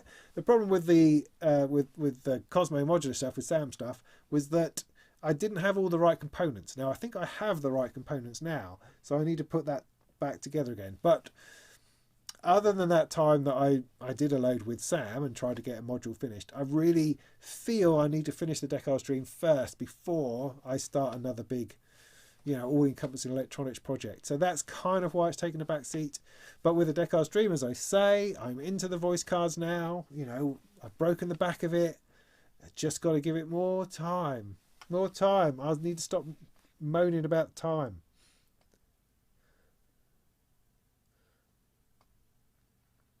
Well done, Christo. Proud of you, mate. I'm drinking beer. Sorry.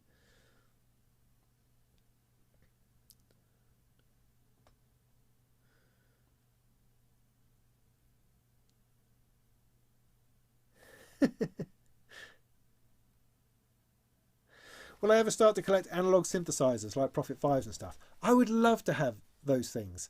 I mean, I hang out I hang out on Facebook in places like the Pro Synth group and bits and pieces. And these guys, they have all the synths. They have all racks and racks of synthesizers. It's extraordinary. I don't know where they find the time to play with them all, to enjoy them all. I mean, I'd love to have a Prophet 5. I'd love to have the Poly Brute, and a Odo's Super 6 would be lovely. What other synths do I covet at the moment? Well, mostly, it would have to be the Prophet 10, really, because I quite like the idea of having the slightly larger one. So that, yeah, the Poly Brute, yeah, that appeals. So yeah, those sorts of things do very much. I'd like to have a grandmother. I'd like to have a matriarch. Those would be lovely things to have. But I do not at this time. I'm focused on this. I do have little synths come along. I mean, I did a review of the Cobalt 8, for instance. I do have one of those over there. I'm going to do something with that. And where's it gone? And the Korgmonger, where are you, mate? I've lost you. Hello. It's up here on my shelf of sin. Oh, I'll have to dig it out somewhere. I don't know where it's gone. Oh, it's in there. Is it there?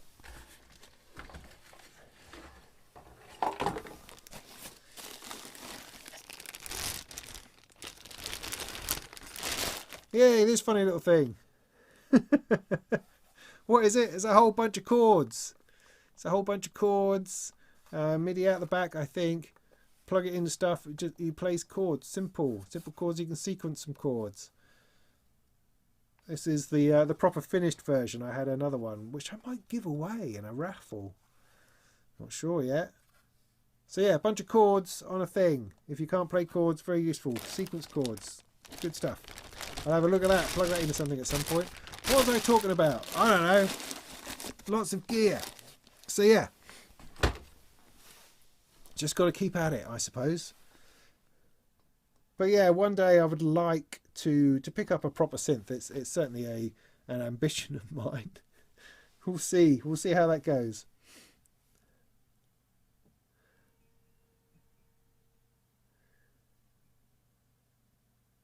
No, I don't agree with the soldering / make music thing. No, I think you can do both.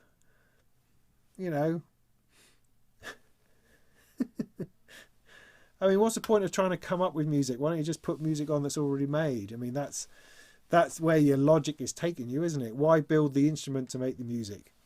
In which case, why use the instrument to make the music? Why not just use the music that somebody else has made?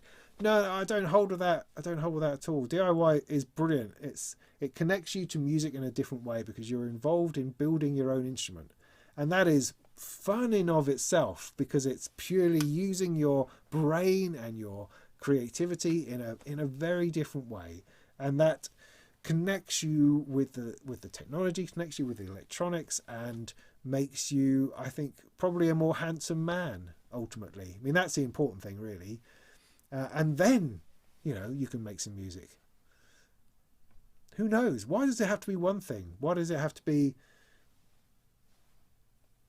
one and not and not the other. I don't know. Don't know what that means, mate. That seems extremely narrow and shallow for me. I'd like to do a bit of everything. As I told my son the other day in the car, that you need to aim for mediocrity, aim to be widely half decent at a half number of things, as opposed to really good at one thing. Just spread yourself around a bit, be mildly good at a whole load of stuff. Lessons for life. That's what this is about.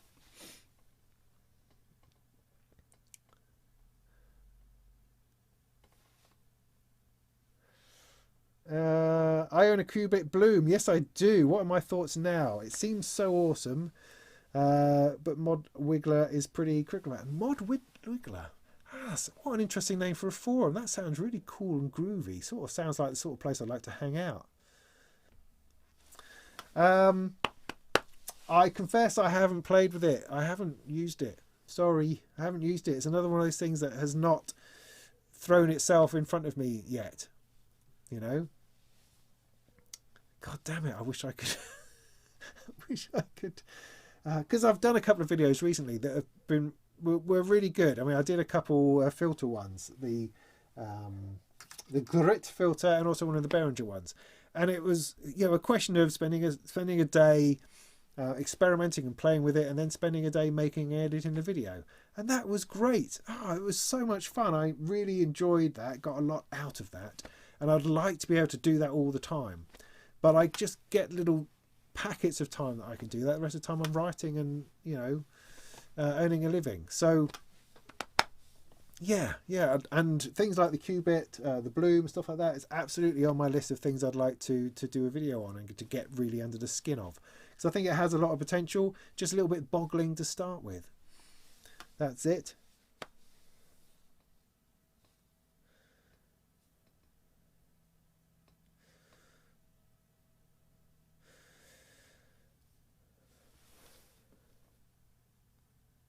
Symbolic Soul, you are so living in the 1970s, mate. You need to get with it. Get with the program.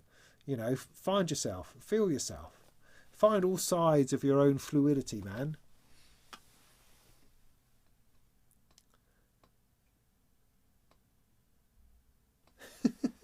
Yeah, drinking is drinking, eating is eating. I don't really get your point. Music making is music making. Is it? I don't know what that means. Alright, did I get to the bottom? That probably means I missed a load of stuff out. Right, so we should probably talk about something else, or is it time to really rein this all in now? Yeah, Skulldrazer, you are, man. I mean, flipping, you turn heads wherever you are. You really do. You walk into a room, the place just lights up, and they can tell because of all those fumes you've inhalated. It makes you a larger, more impressive person. It's the truth.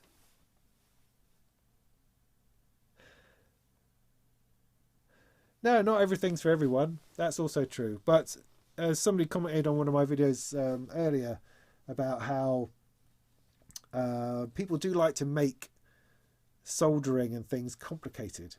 Whether it's the gear or the stuff you're supposed to have, the things you're supposed to know. And I think, if nothing else on my Eurorack journey, I've demonstrated that any old idiot can solder things together. It's possible. It might not be brilliant. It might not look great. It might not last 50 years. But it's very, very possible to do. Just a little bit of thought, and a couple of the right tools, you can really get in there. I mean, I think Sam also really, really shows that.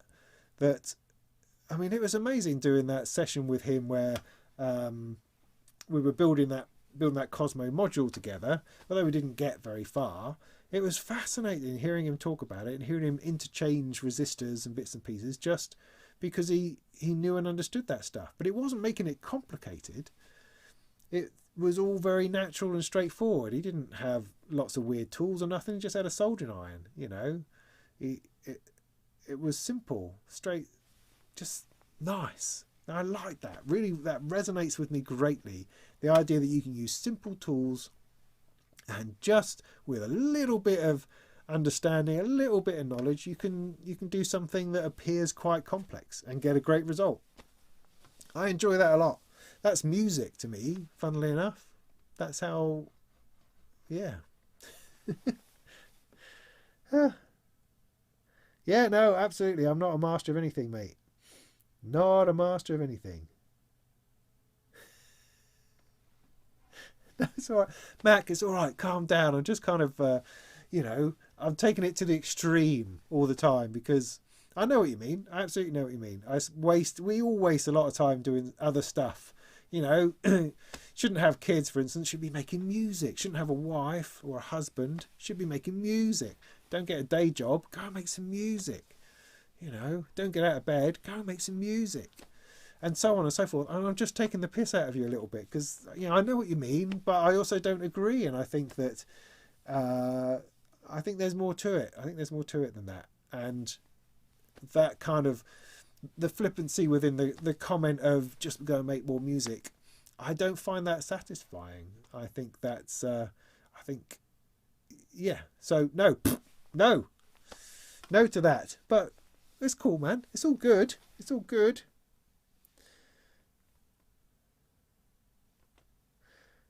They keep you younger. I don't know. They're going to end your life quicker.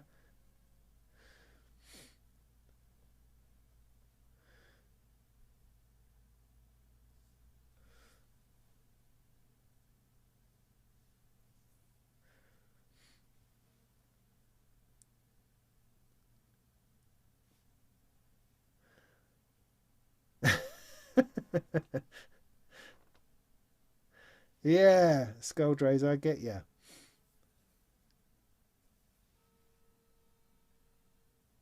Okay, cool. I got to the bottom.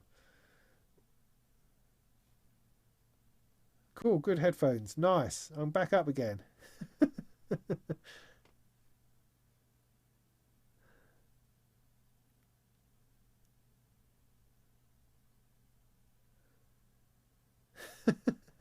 I'm not a boomer, I don't think. I'm too young, mate. Baby boomers.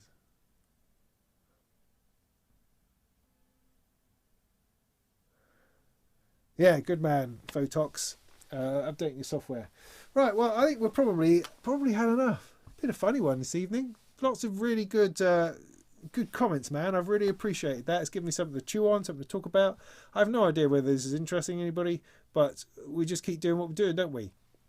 I'm sorry if I keep going on about time. It must seem somehow, I don't know, funny because I'm so fortunate. I'm so fortunate to be working in the industry. So fortunate to get my hands on this gear.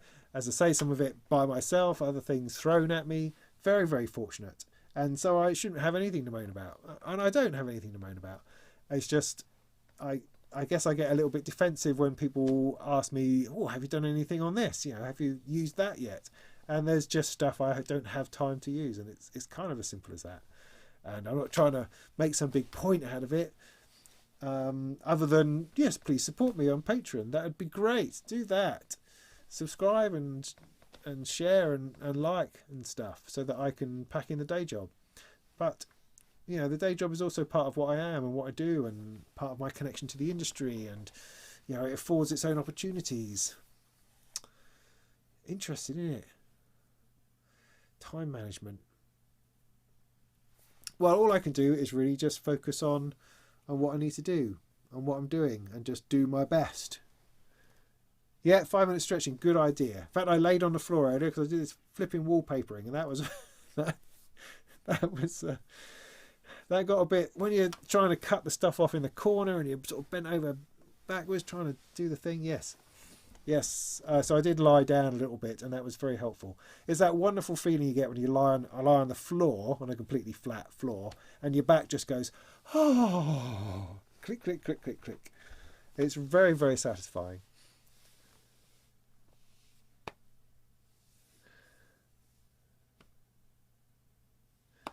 Balance. Yes, man. Where do you find that, man? Where do you find that? I don't know.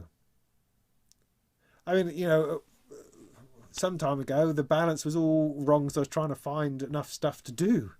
Whereas now the balance is on the other side. Where do you find it? I don't know. It's interesting also because, you know, as a YouTuber, you're kind of looking for subjects, for things to make videos on that are helpful to people, that explain something, hopefully open something up, but also that will get a wider audience as possible. There is very much an element of that within messing about with this lark, and that's something I've been thinking about a lot, you know, because it's quite fascinating when you look at the viewing figures of various videos as to what actually people like. So for instance, Eurorack, it's so niche that it's really, there's not a whole lot of people really watching it. And maybe flogging my guts out on Eurorack is not the best use of my time. Maybe that's the reality of it. Or maybe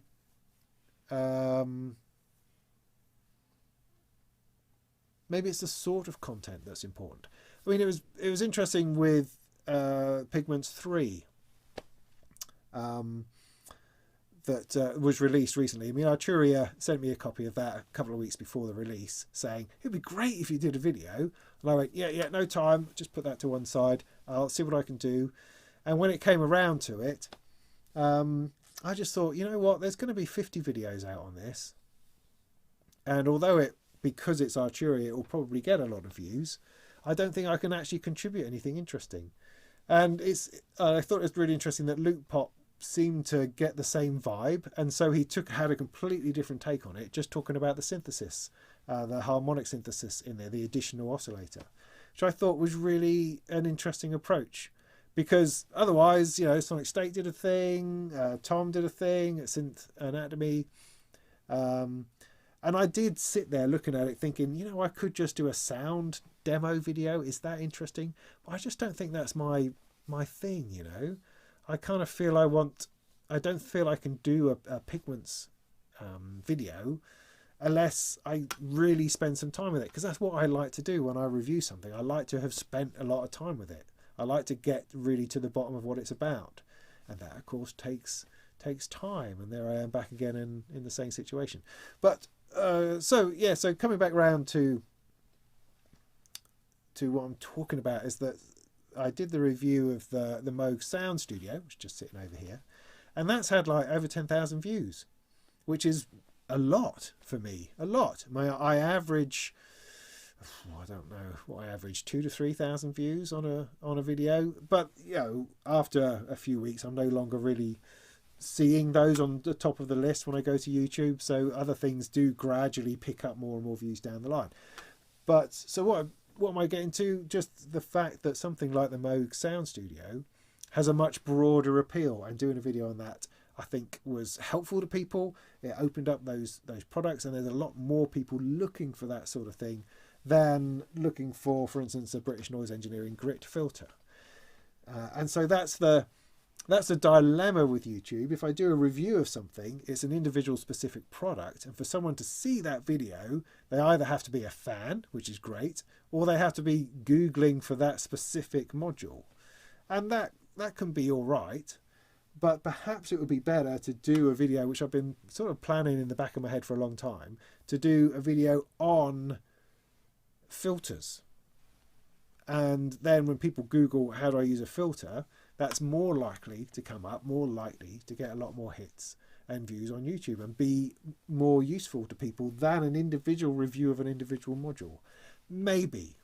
I don't know. It's difficult to know exactly where one should spend one's time and how useful and productive that will be. It's a flipping mystery is what it is, because the flip side of that is that I don't want to be chasing views and only doing videos on stuff that I think are going to get a lot of views, because that's not interesting either. I don't want to be doing stuff I'm not interested in. I want to do stuff that interests me ultimately. And so there you go. That's the dilemma, I guess. That's the dilemma.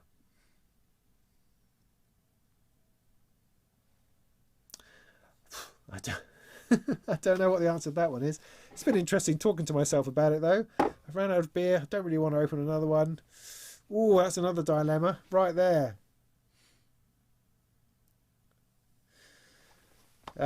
Jason, you like my videos on making music on Windows? Assuming you're talking to me. Great, thanks, awesome. Actually, I have some Windows stuff coming up precisely because RME is sending me Synths, not RME. Synths are sending me a Ferrofish D to A to D converter ADAT box thing, which has got DC coupling, and they'd like me to do a video on it. And I said, yeah, all right then. So that'll throw me back into Windows to do a little bit of that, to do some modulation from Windows into other things. I do always mean to do more software. Again.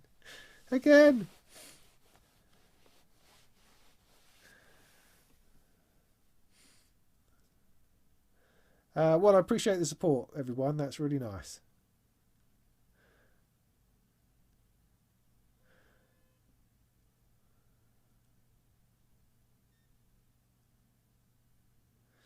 Name recognition gets views? I suppose.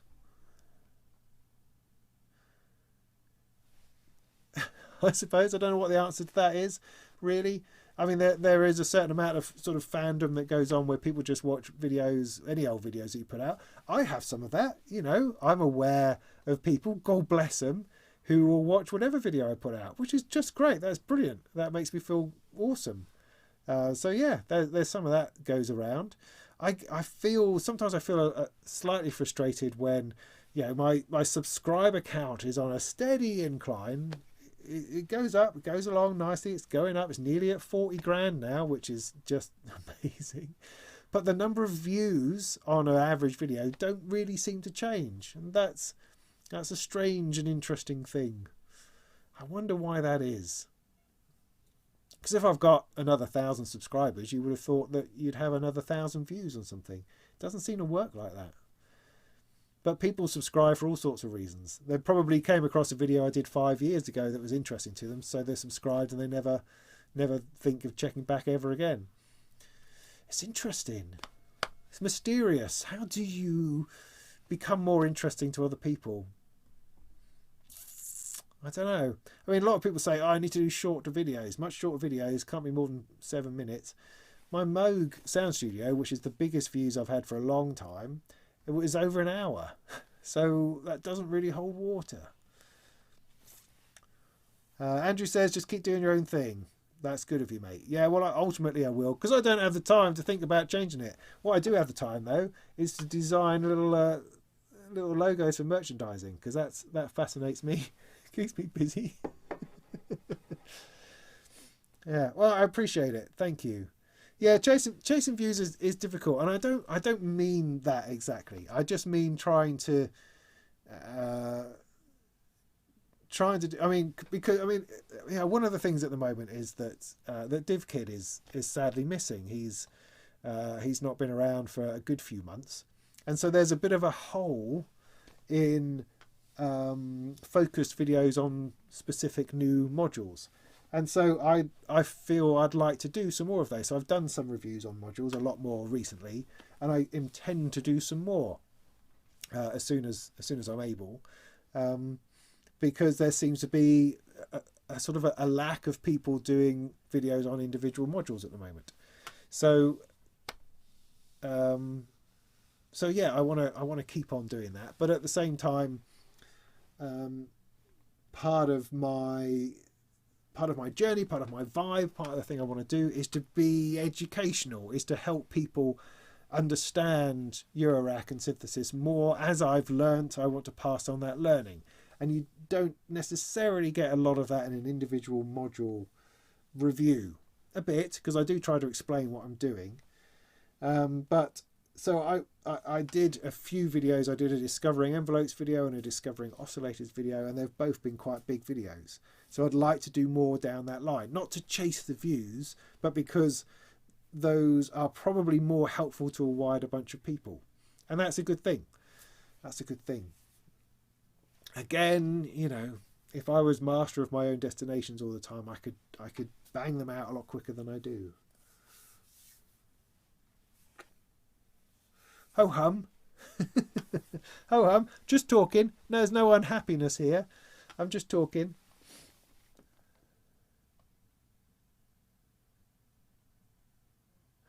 Well, yeah, see, Philip's saying he doesn't have time to watch my videos. Yeah, fair enough. I understand that.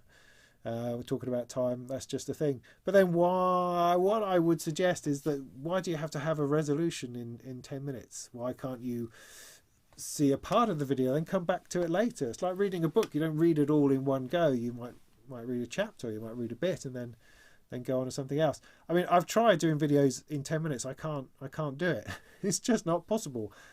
I mean, and I've also watched lots of videos which are short that just don't give any information at all. So, my intros are at least half that time. Because you need to talk about things, need to do a quick demo, need to say this is what this is about. At least that's my feeling on it. But of course, it's not going to be for everybody. So long videos are not for everybody. I appreciate that. But again, I find it really hard to be anything other than myself. Whenever I try not to be myself, it doesn't feel good. It doesn't go well, and I'm not very happy with the result. That's not to say that I must be myself in order to be awesomely happy. I'm not trying to. That's a bit weird. I just mean that I'm most satisfied with a video when I've been as natural in it as possible. Sometimes, you might see in my videos they get a lot of cuts in it, and that's slightly frustrating. I'd much rather have a flow, but it's just that I keep going, I keep talking like this, and then I edit out those bits and it all comes together. But sometimes it can be a struggle, but it always comes together best when I'm relaxed and just grooving with it and just talking and just doing the thing. If I try to script it, if I try to cut it all down into much smaller chunks, it's not the same. It's really not the same. So I just have to keep at it, man. Well, no, I mean, Philip, you're a big boy, yeah? You've got a pause button, and you can do that, can't you? I mean, all of my videos get an index and have, get chapterized, essentially. But I'm not going to do a 10-minute video as part 1 and then part 2, because I don't think that ever really works to try to do that as a playlist. I can understand what you mean, but I've tried to do that before, and you get weird viewing figures between the first part and the second part, third part, things like that. It gets a bit strange. So I have done chapterized. If, for instance, the building an audio PC one I did in lots of different parts, yes, of course, there is elements of that, but not a 10-minute chapter, no. Or splitting up a review in that way. No. You just have to use your pause button like you do when you're watching normal telly. That's the thing. That's the plan. That's what I would say. Cool, yeah.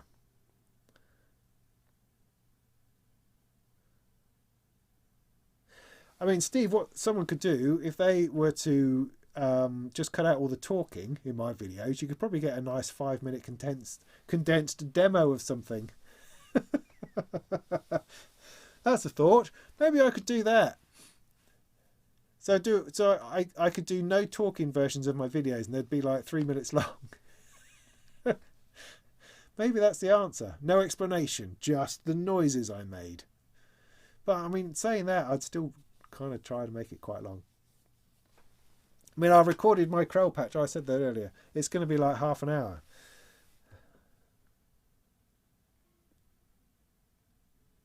Yeah.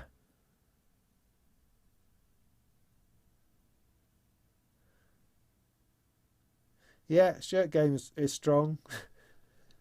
That's good. Yeah, Sleep with Eons, it does take time. It's true. I mean, but I'm into it, It's like I keep thinking, I mean, my oldest boy is 14 now. He's had a little bit of fiddling around in DaVinci Resolve. He's done a bit of graphics course, things like that. I'm kind of thinking there might come a time that I could give him the editing, pay him a couple of quid, and he could start editing my videos for me. That might be interesting. The thing with that is I really like editing videos. I enjoy it. So it's like delegating bits of your job that you like. Doesn't seem right, but it would save me a whole load of time. But I mean, wow, that's sort of letting go of so much creative control and so much, would he notice if I was repeating myself and things like that? I don't know. Difficult, isn't it? Tricky. Or would he just cover it in really bad PowerPoint transitions? It'd end up looking like an episode of Kenny Everett's video show. Yeah, maybe.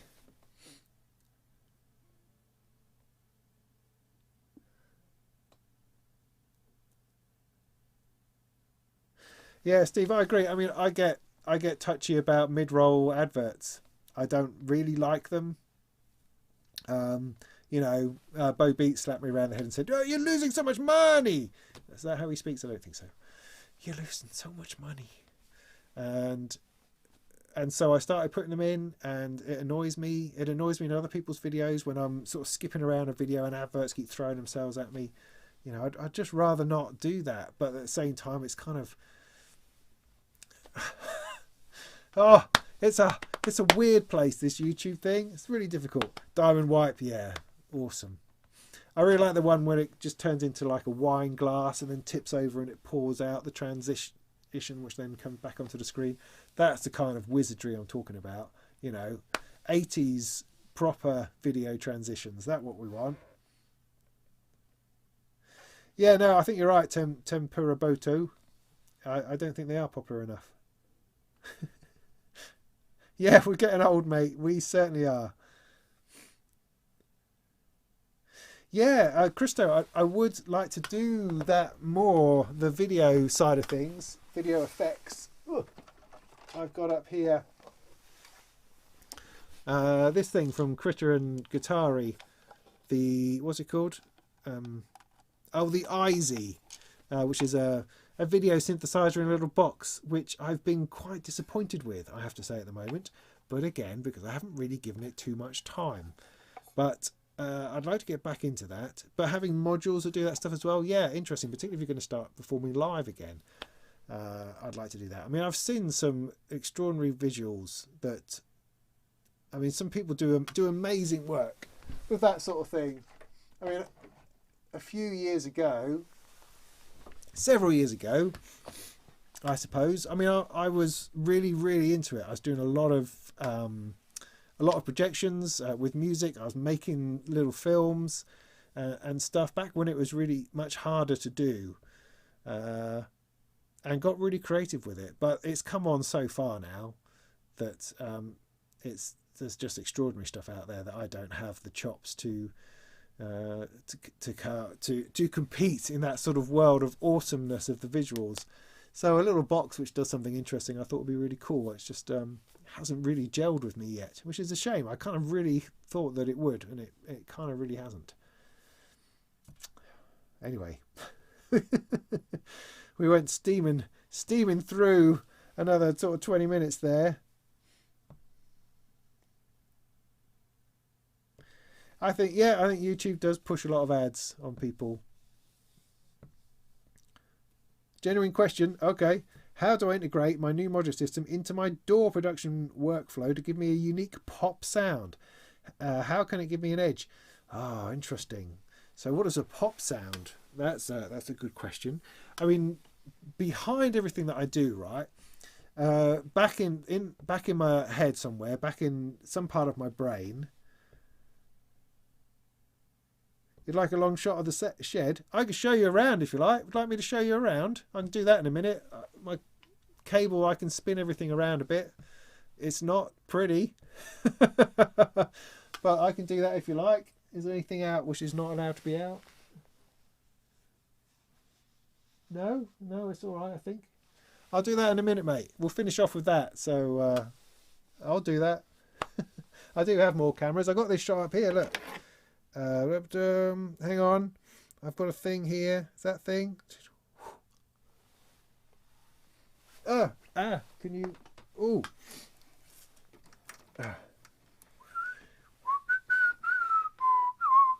Yeah, okay. So look, I got another camera. What was the point of that? I don't know. What's I trying to say? I don't remember.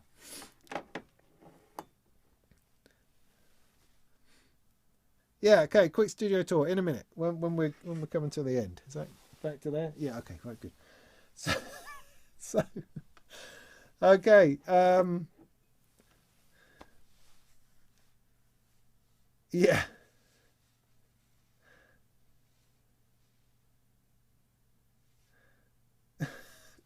Oh dear. What was I saying? Yeah, yeah. So integrating. I mean, already done videos on integrating doors into Eurorack. No problem. As I say, I've got an ADAC converter box DC coupled from Ferrofish coming along shortly that I'm going to do a video on, which will be all about using modulations within something like Bitwig Studio or Ableton Live, I suppose, and throwing that into your Eurorack, using that on 8 channels, and then perhaps using another 8 channels to go to record. For instance, I've got a Muton up here with 8 outputs. I could take 8 outputs into the converter and record that tracking as audio. I mean, that's a way of integrating your DAW. Exactly how you would use your modular if you're trying to produce kind of, I don't know, pop music, dance music, electronic EDM type music. Is that the sort of thing you're after? I think many people who do that would do it in more of a loop way. So they'd make an interesting looper sound, an interesting sequence, an interesting vibe from something, and they would just record it and then loop it and then use it in their DAW as an audio loop, rather than trying to use this as an instrument that you perform within your DAW, because Eurorack tends to be too freeform for that. It tends to be too long and all over the place. It's not really going to fit into a pop music mentality of those sorts of chord changes and those kinds of rises and falls and break and then chorus, verse, chorus type things. It doesn't lend itself very well to that. You can do it using sequencer and chaining up patterns and stuff. You can certainly do it, but it doesn't particularly excel at that. I think for people doing modern production using a little bit of modular, it's much more going to be sample it, drop it into what you're doing. I think that's probably how things happen more often. But yeah, absolutely. I'd already have videos out there on DC coupling and how to run those things into each other. And I've got another one of those coming up very soon with another new, quite expensive ADAC converter. So there's that. But what was I saying before? Oh yeah, no, just about how in the back of my head, I'm always really a singer-songwriter. That's kind of my roots. And at some point, everything that I'm doing is leading towards the idea of actually writing songs with this. I haven't got there yet. I've been writing pieces of music, and that's been interesting, on purpose pieces of music. I haven't got to the song bit yet. But that fascinates me, absolutely fascinates me. It's something I spend a lot of time thinking about, particularly when I'm listening to other people's music, particularly when I'm listening to the radio, for instance. That's always on my mind, and I hope at some point for that to emerge, however that works.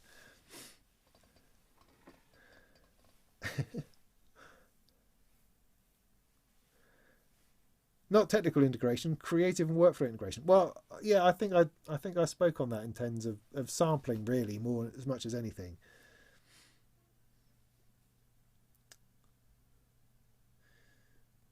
Yeah. What's the name of the standalone one? What? I'm not part of that conversation. Okay, I'll move on.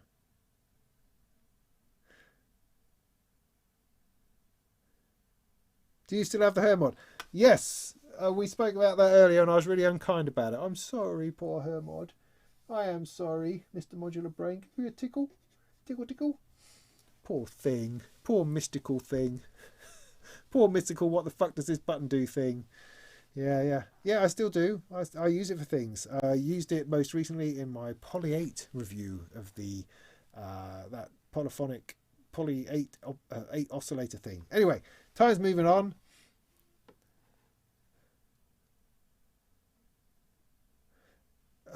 I don't know if I want your balls on my blouse, thank you.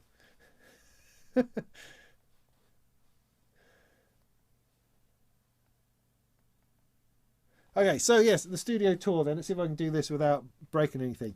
All right, so it's a mess, all right? So take that into mind. Bear that in mind. I don't know what I mean. Yeah, okay. I'm not going to do all the nooks and crannies. But let's see if I can angle my deflector shield without pulling this cable out. Give myself a little bit of space, a little bit of slack. Can I get a little bit more slack?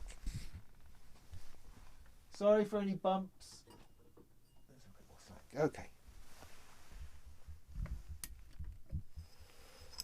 Oh, I can't turn that round. Oh, yes, I can. I can do that.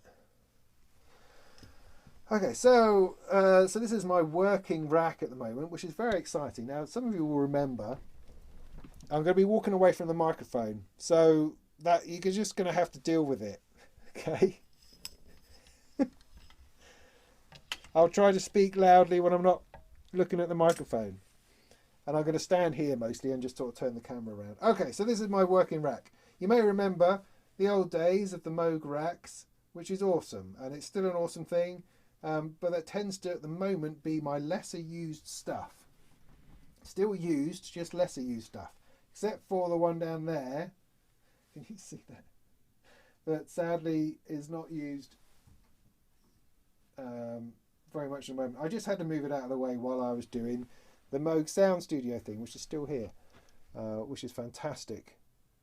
And I wish to play more with the DFAM. I will play more with the DFAM. Yes, I will. So that's you looking at yourself. There's your chat, talking a load of nonsense on there. Just going to put this to autofocus. That might help. So yeah, this is what I do here, if you like. These two cases have become quite important. So this is a lovely case which has got lots of space for one-use stuff that I haven't got into yet. This is kind of my sequencing heaven and posh stuff case. So things that I like to spend time on, things that I want to use in almost every patch. That's what that's for at the moment. The top one, the orange one, is sort of my going to a gig case. So I'm sort of working and massaging that to try to put in the things that I would actually be able to make a sound with. Now here's something that you might find interesting. I don't know. You might find interesting. Is the variegate 4 Plus, which I don't know, those of you who may remember, I didn't used to like very much. It used to drive me crazy. I'm using it all the time at the moment. I've sort of refound what it was about it that I really liked initially. It still confuses the heck out of me, getting the wrong button here and then not being able to do the right thing in the thing that you think you're doing, and the fact that these are not necessarily representing all the notes. And it's given me the idea that I very much like to build my own sequencer, which is all sort of banks of 8 of those in this orientation. I quite like it, and I like the idea that perhaps I could have a sequencer where I have let's say 8 of these, so a row of 8 of those, and I could have a system by which it jumps from one to the other or randomizes between them, or does it in a line, or patterns one and patterns the other, and you can choose whether they're gates or pitch, but the important thing being that the position of the slider absolutely dictates the pitch that it is, and everything only has one function. It's not multi-page, so that you switch up to another page. Like with this, I go to channel 2, and then this will mean something completely different, but channel 1 is still playing the same tune. That drives me nuts. So I want individual. This is only going to do pitch. This is only going to do gates. You know, maybe the gates would have to not be sliders. Maybe they just have to be buttons. Maybe that's the answer. Maybe that's what I'm looking for. But anyway, a row of these which interact with each other. So that's a plan for the future. Blah, blah, blah, blah. So anyway, and then down here, other than this module, is the stuff that I'm currently making videos on or working on. So I'm working on a review of the Joystick 2.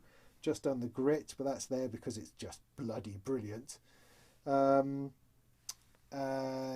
nothing else new particularly in that. This is just all this together to do my my Krell patch. But this is where I stick my next thing into. Right, anyway, that's enough of time over here. Let's look at all the bad end of things, which you probably won't be able to see because of the light's going to be bad.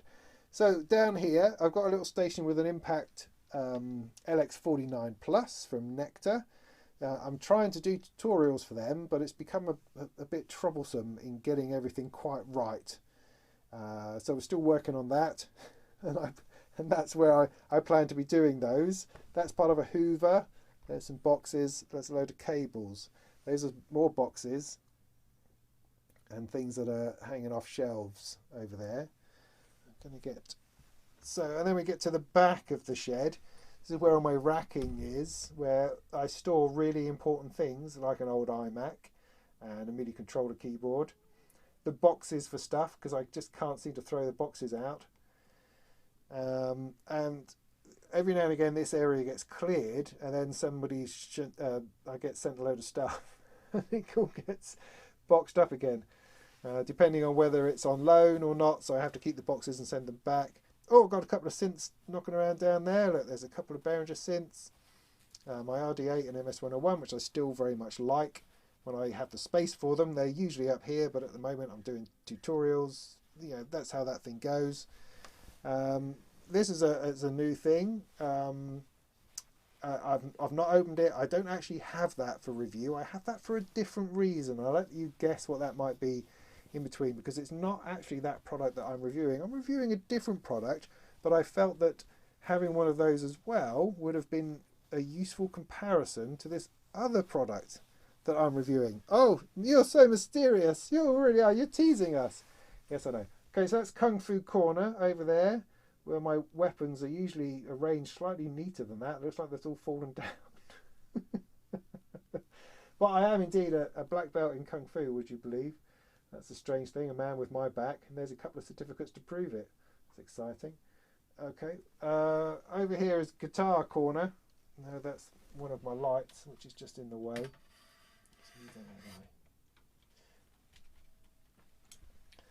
So I've got an old Washburn acoustic that I bought 30 years ago, which is I'm still squeaking on. And this is my guitar I had when I was 18. I've still got Columbus Series 3. That's a classic. That stays on the wall, that fella. And I've got my telly down here and my Boss Katana, which are relatively recent purchases actually, because I just needed to sort out my electric guitar situation and get because I had a ridiculous orange amp, which was brilliant, but you needed a forklift truck to move it about. So I wanted something simpler, softer, that I could play at low volumes. Boss Katana, perfect for that. And I accidentally picked up the telly at the same time and traded in my Les Paul, which just seemed a bit cumbersome. Okay, so that's half of the shed. Then going this way, blanket over the window, that's nice. I've got an old bass guitar, a Marlin bass guitar, again from when I was about 18, I think.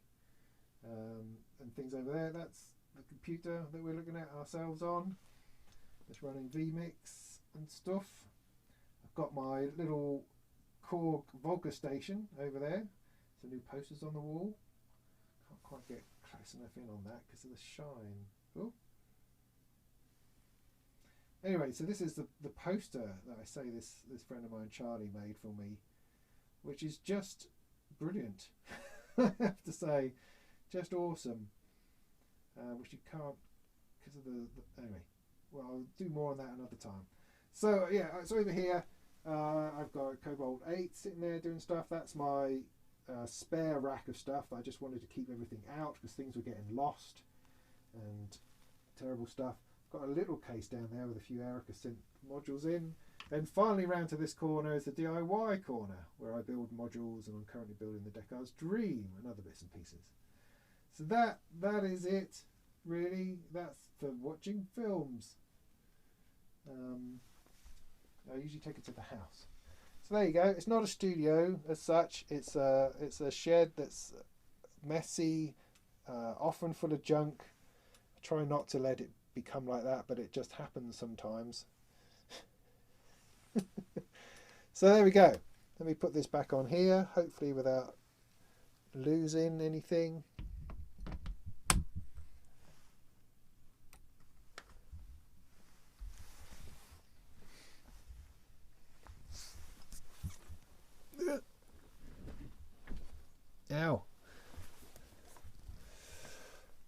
there you go. I hope that was good for you. How do I find the Strymon Magneto? I love it, and I haven't spent enough time with it.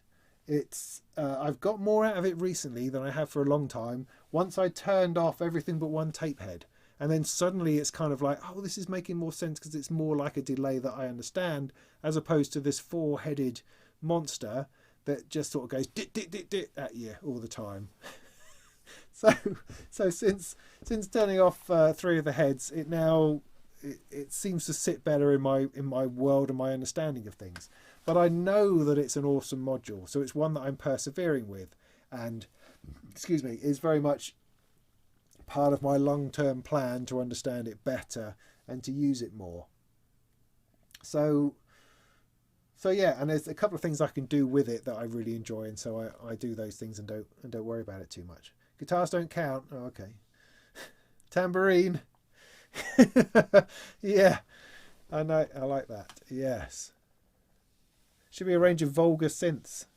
Yes.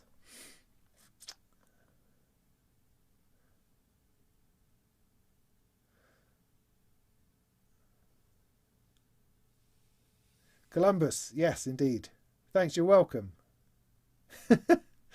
Yeah, but seeing my space ruins the whole illusion, because we like the Instagram view of ourselves, which is me sitting next to gear. Look, I'm sitting next to an extraordinary Eurorack. How awesome and extraordinary and handsome, beautiful am I? Because the beauty of this reflects upon me, and I reflect upon that, and that's an awesome thing. So you must imagine I'm in this much larger space with a nice console over there and stuff. No, I'm just in a mess of a shed. It's a reality, is what it is. And so I feel I've popped a few bubbles by doing that. Too much mess? Yeah, absolutely. Too much mess.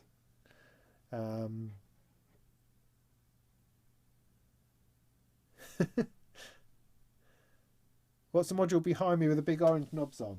This one? Serial instruments, called the Thump. I didn't understand it. He sent me one. Your man at Serial Instruments. I've done a few of his modules, built a couple, and he sent me one of these. It lights up. I think it's a VCA with some extra drive in it or something. I didn't quite. It didn't like go, wow, this is great. I went, what? So I haven't done a whole lot with it yet. It's got, is that right? It's got 3 different feels to the response. I think it's just a VCA or something. I can't know everything.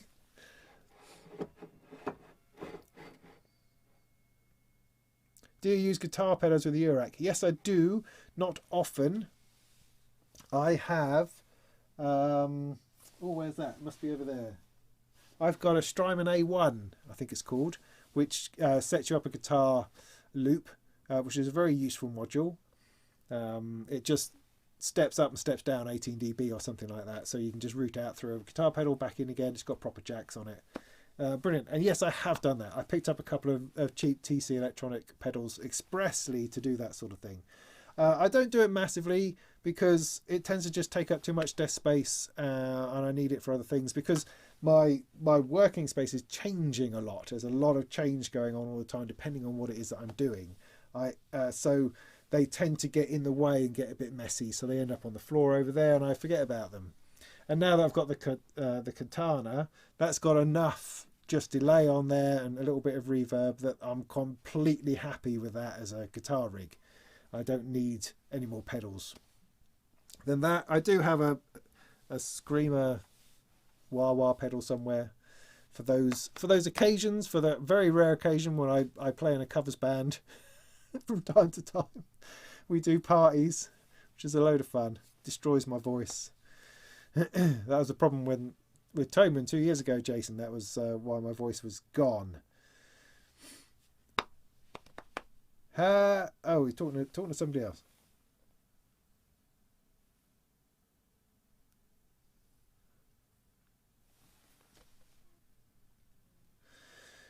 You're watching the Snooker World Championship final. So was my mate Steve on there. That's awesome.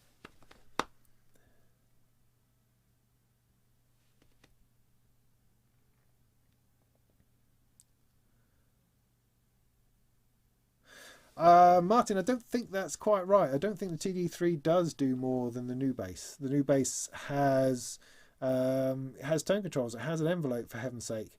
It has what were the other things? Because I went through this very recently. That well, it's got randomization. It's got an LFO, things like that. It's got a whole stack of stuff. It made me realise, because when I did my review, if you want to check it out, check out my review on the Korg new bass. When I was doing that review, I was looking at what the original 303 had, and also the TD3 has exactly the same, and it's really quite pitiful. There's hardly anything. It's a very, very under-spec'd synthesizer. It has that amazing classic sound, that combination of that square wave, I suppose, and the filter.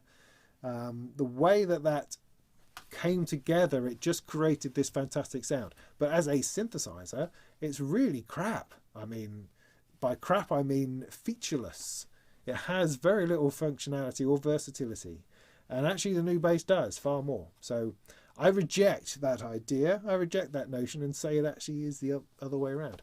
Whereas the if you were to modify a 303, then yes, if you pack a load of those modifications into a 303, you would get to where the new bass is, I would suggest.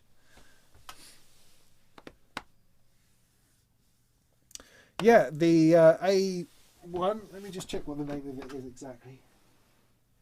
Sorry, AA1 from Strymon is just a little module. It's only 6 HP, I think, which gives you jack in and outs for an effects loop. Very useful. I think Bafako might also make one or something similar. So they are about out there to do exactly that, and you can totally do it. You can totally do it.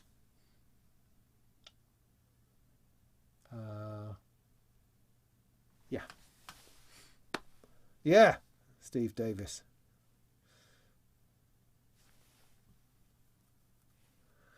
Do I use any Plankton modular? No, I don't. I supported them on their first Kickstarter, I seem to remember.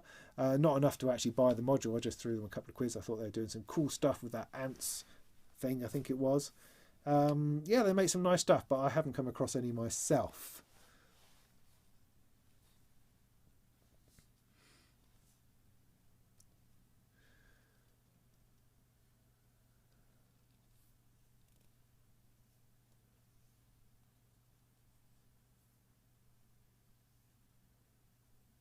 Ah, well, fair enough, Martin. We can't all like the same things, can we?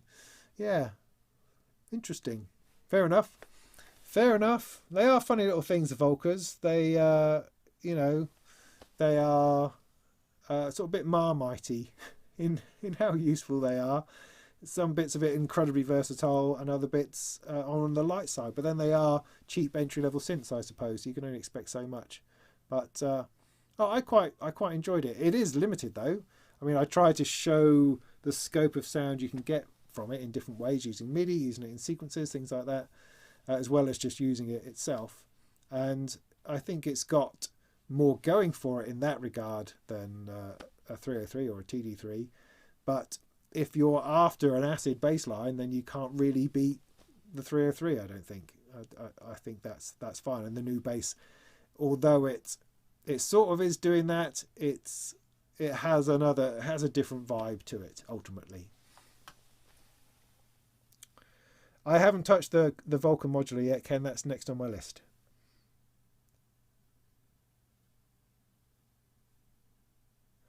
As the I don't know, people.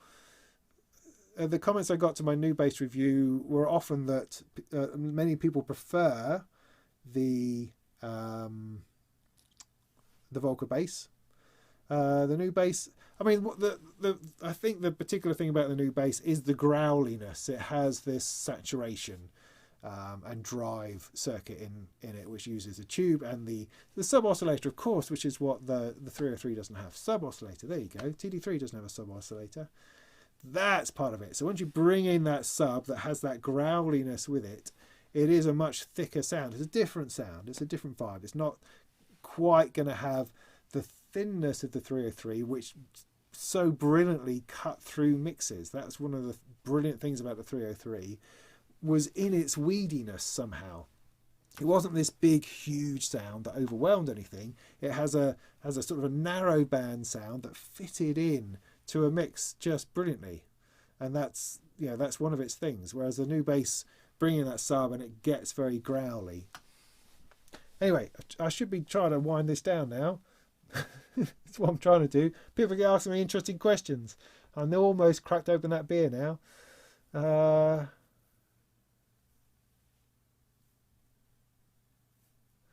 Keating, great, yeah. What a great way to start with the Create Audio thing. Chips and sales, yeah, they're all right. A couple of Behringer modules. Bash, you're away, mate. Fantastic.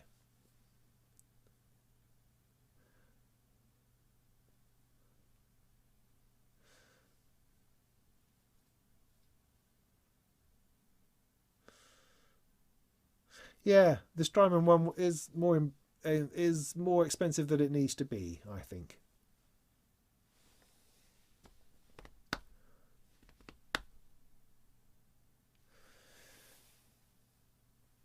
Yeah, echoes are good. Right. Would I consider doing tutorials on the Hermod? No, because I'd be too angry. I did some early videos with the Hermod. I did. So you can dig those out. It still should be relevant, I think. And it's a video of me trying not to get angry. What is it about it? It's just, I just don't understand the workflow. It's as simple as that. I can't find things, and I find that frustrating. I mean, if you plug in a MIDI keyboard and you can hit record and you can sequence stuff and you can sequence 8 tracks, glorious, fantastic. That's really good, and then you can change stuff about. But editing notes, oh, that was a struggle. Trying to work out how to turn on the MIDI in the first place, that was a struggle. You've got to add an effect. It's a bit like Bitwig in that way, where you can't just plug stuff in and start recording. You've got to tell it what sort of input you're going to get from a certain place in a certain way. It's kind of like, I just want to plug MIDI in. Oh yeah, but yeah, what MIDI though? You need to put in a device that says you're taking MIDI in. Yeah, so can I record a guitar? I don't know. Can you record a guitar? Maybe. Have you put the hardware input in or something yet? So it's a bit like that. So so yeah, no, I think I have time to spend on other things actually. Yes, it would. No, you're right. I'm not trying to say that it's not a good thing. It's perfect for writing songs, for songwriting. Yes, it's great. But I think I can do better with things like the Black Sequencer and the KeyStep Pro. A combination of those two things, the Sonic, and then a lot of clever voltaging, right? Because we do voltaging in this thing. Clever voltaging that will do sudden chord changes, and it'll be awesome. I'm not there yet. I'm not there yet. So yeah, so you'll come back in a year's time and I'll be all about the Hermod. Oh yeah, it's a beautiful tool, man. It's creative. It's really in my zone. I find I can just, it's like sitting around a campfire and the songs just flow and I'm just recording, I'm scatting now, I'm just making up stuff as I go and it's just really bringing it out of me. That's where we're going to be with the Hermod next time. Yeah.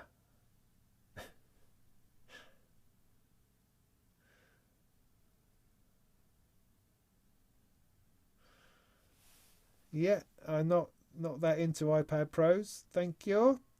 Okay, right, I think we might be able to call it a day at that point because my throat is starting to go. Oh, cool. AI Synthesis do a DIY version of a stomp box adapter thing. Cool. Nice one. Right, good. I'll stop looking at comments. How lovely they are.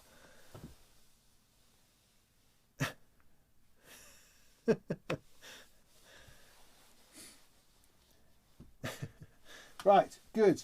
Was there anything else? All right, so coming up then, coming up reviews and stuff. What am I going to work on next? So I've got an Erica Synths release coming out on the 5th, I think. So look out for that. Got a video on that and a Krell patch on that and an unpacking of the Krell patch on that I haven't shot yet. I'll try to do that before it releases. So that's fascinating. So I got that coming up. Then I've got, I'm going to, damn it, do something on the Deckard's voice. One of the reasons being is I'm doing soldering on finishing off the voice cards, and I want to have a soundtrack for the time lapse of all that soldering that I'm doing, and the Deckard's voice would be perfect for that. So I want to sit down, spend a day, make some music, and use that as the backing for that other video. Excuse me, that was the plan for that. So I'm going to be doing that very soon. I've also got the Biffaco Lick that I want to build. Want to build that very soon too. That's important to me. I've got the Korgmonger that I'd like to do with the Cobalt 8 for a bit of fun, bit of chording. I do have more Behringer 2500 modules to do, and I have another one on its way to me. I'm slightly losing my enthusiasm for it, I have to say. I mean, I enjoyed the filter, but I've taken the filter out of my orange rack at the moment. It's just sitting discarded over there. Both filters. I'm kind of feeling now that because there's enough stuff come out for the 2500 Behringer modules that I might just put them in their own thing and leave it as their own thing rather than trying to integrate them into something larger. I mean, whatever your view is on Behringer, that's fine. I don't really mind. I don't want to get into a debate about it. I like the 2500 things because of its legendary status, because they were designed by Rob Keeble of AM Synths and essentially only manufactured by Behringer. But, you know, that's semantics really, I suppose. But I think they're quite interesting. But they're also quite esoteric, and I'm not entirely sure how well they fit into a larger unit, and they're very wide.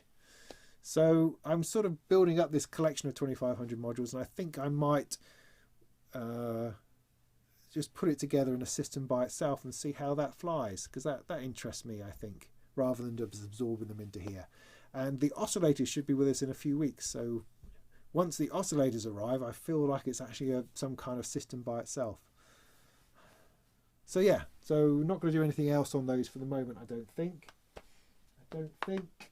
Oh yeah, the Vulcan modular. That's the next thing we'll be looking at as well. So that's my immediate plan. I would like to finish that video on the Frequency Central Logic Bomb and the other one, just to get that out there, and then have a little bit of looking at Logic. So I want to do a Discovering Logic video, Discovering Filters video would be cool.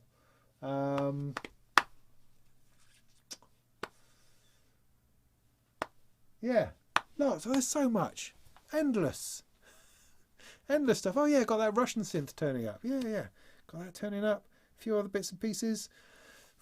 Lots. When my MIDI controller turn up, I'm gonna have a go at the AAS somebody said that earlier, what it was called, the CV1, their modular environment. I might give that a bit of a go, see if that works. That could be fun. Yeah, good. Right, cool. I will try to call it a night. They are long waiting times. I don't get it. I mean, don't get me started. But the whole Behringer modular rollout has just been the weirdest thing. I can't wrap my head around it. I think they've only just about got all the Roland stuff out. But the 2500s, every couple of months one might pop up and suddenly appear. It just seems odd that you wouldn't release a system like that all at once. You know, here's an ARP 2500. I don't quite understand the drip effect. It makes it quite boring. People forget about it. You lose enthusiasm for it along the way, I think. Bit weird. I do need to get some glue though. Yes, that's right.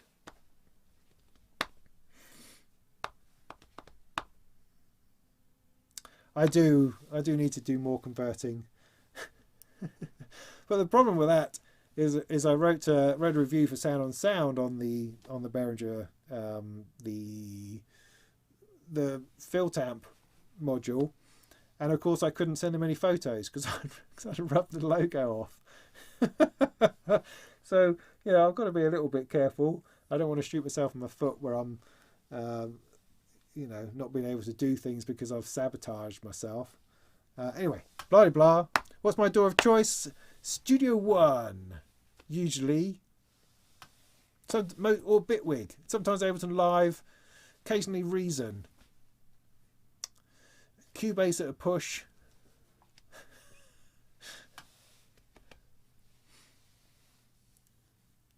Yeah, the journey has gone on. I've been doing it a while now. I dip into VCV Rack from time to time. I don't find it very satisfying. I find it harder than I thought I would. There's just something in the hardware that really speaks to me, that I really genuinely connect with, that I don't connect with in software. It's just that thing.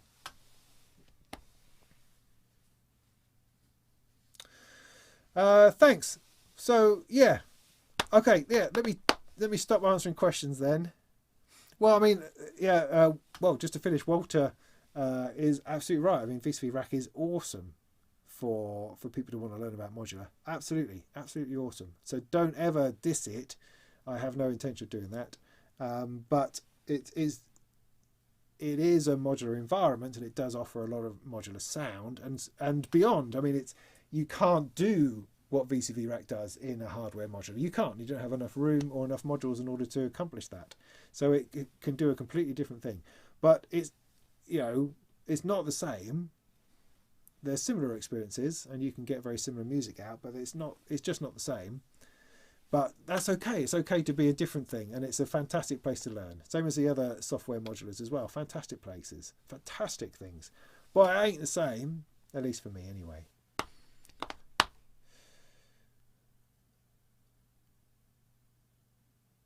Cool. Yeah. Right. So yeah. So that's stuff coming up. Thanks very much for sticking with me. I do these at least once a month. Usually at the end of the month after I've done a Molten Music technology video and done the news of the month, and then the idea is we have a chat about that afterwards, or just a chat about whatever it is you want to chat about. It's very easy. Everyone is welcome.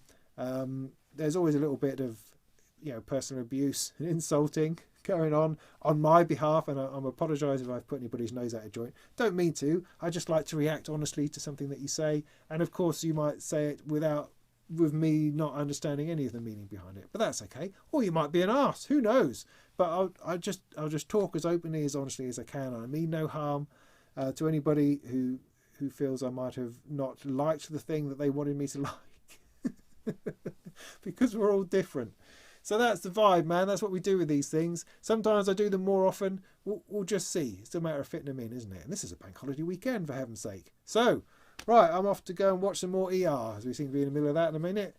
So that's fun. And that'll do. So I'll play you out with a little bit more of the Krell patch. It's still going. Now what I meant to do was stick on a different note.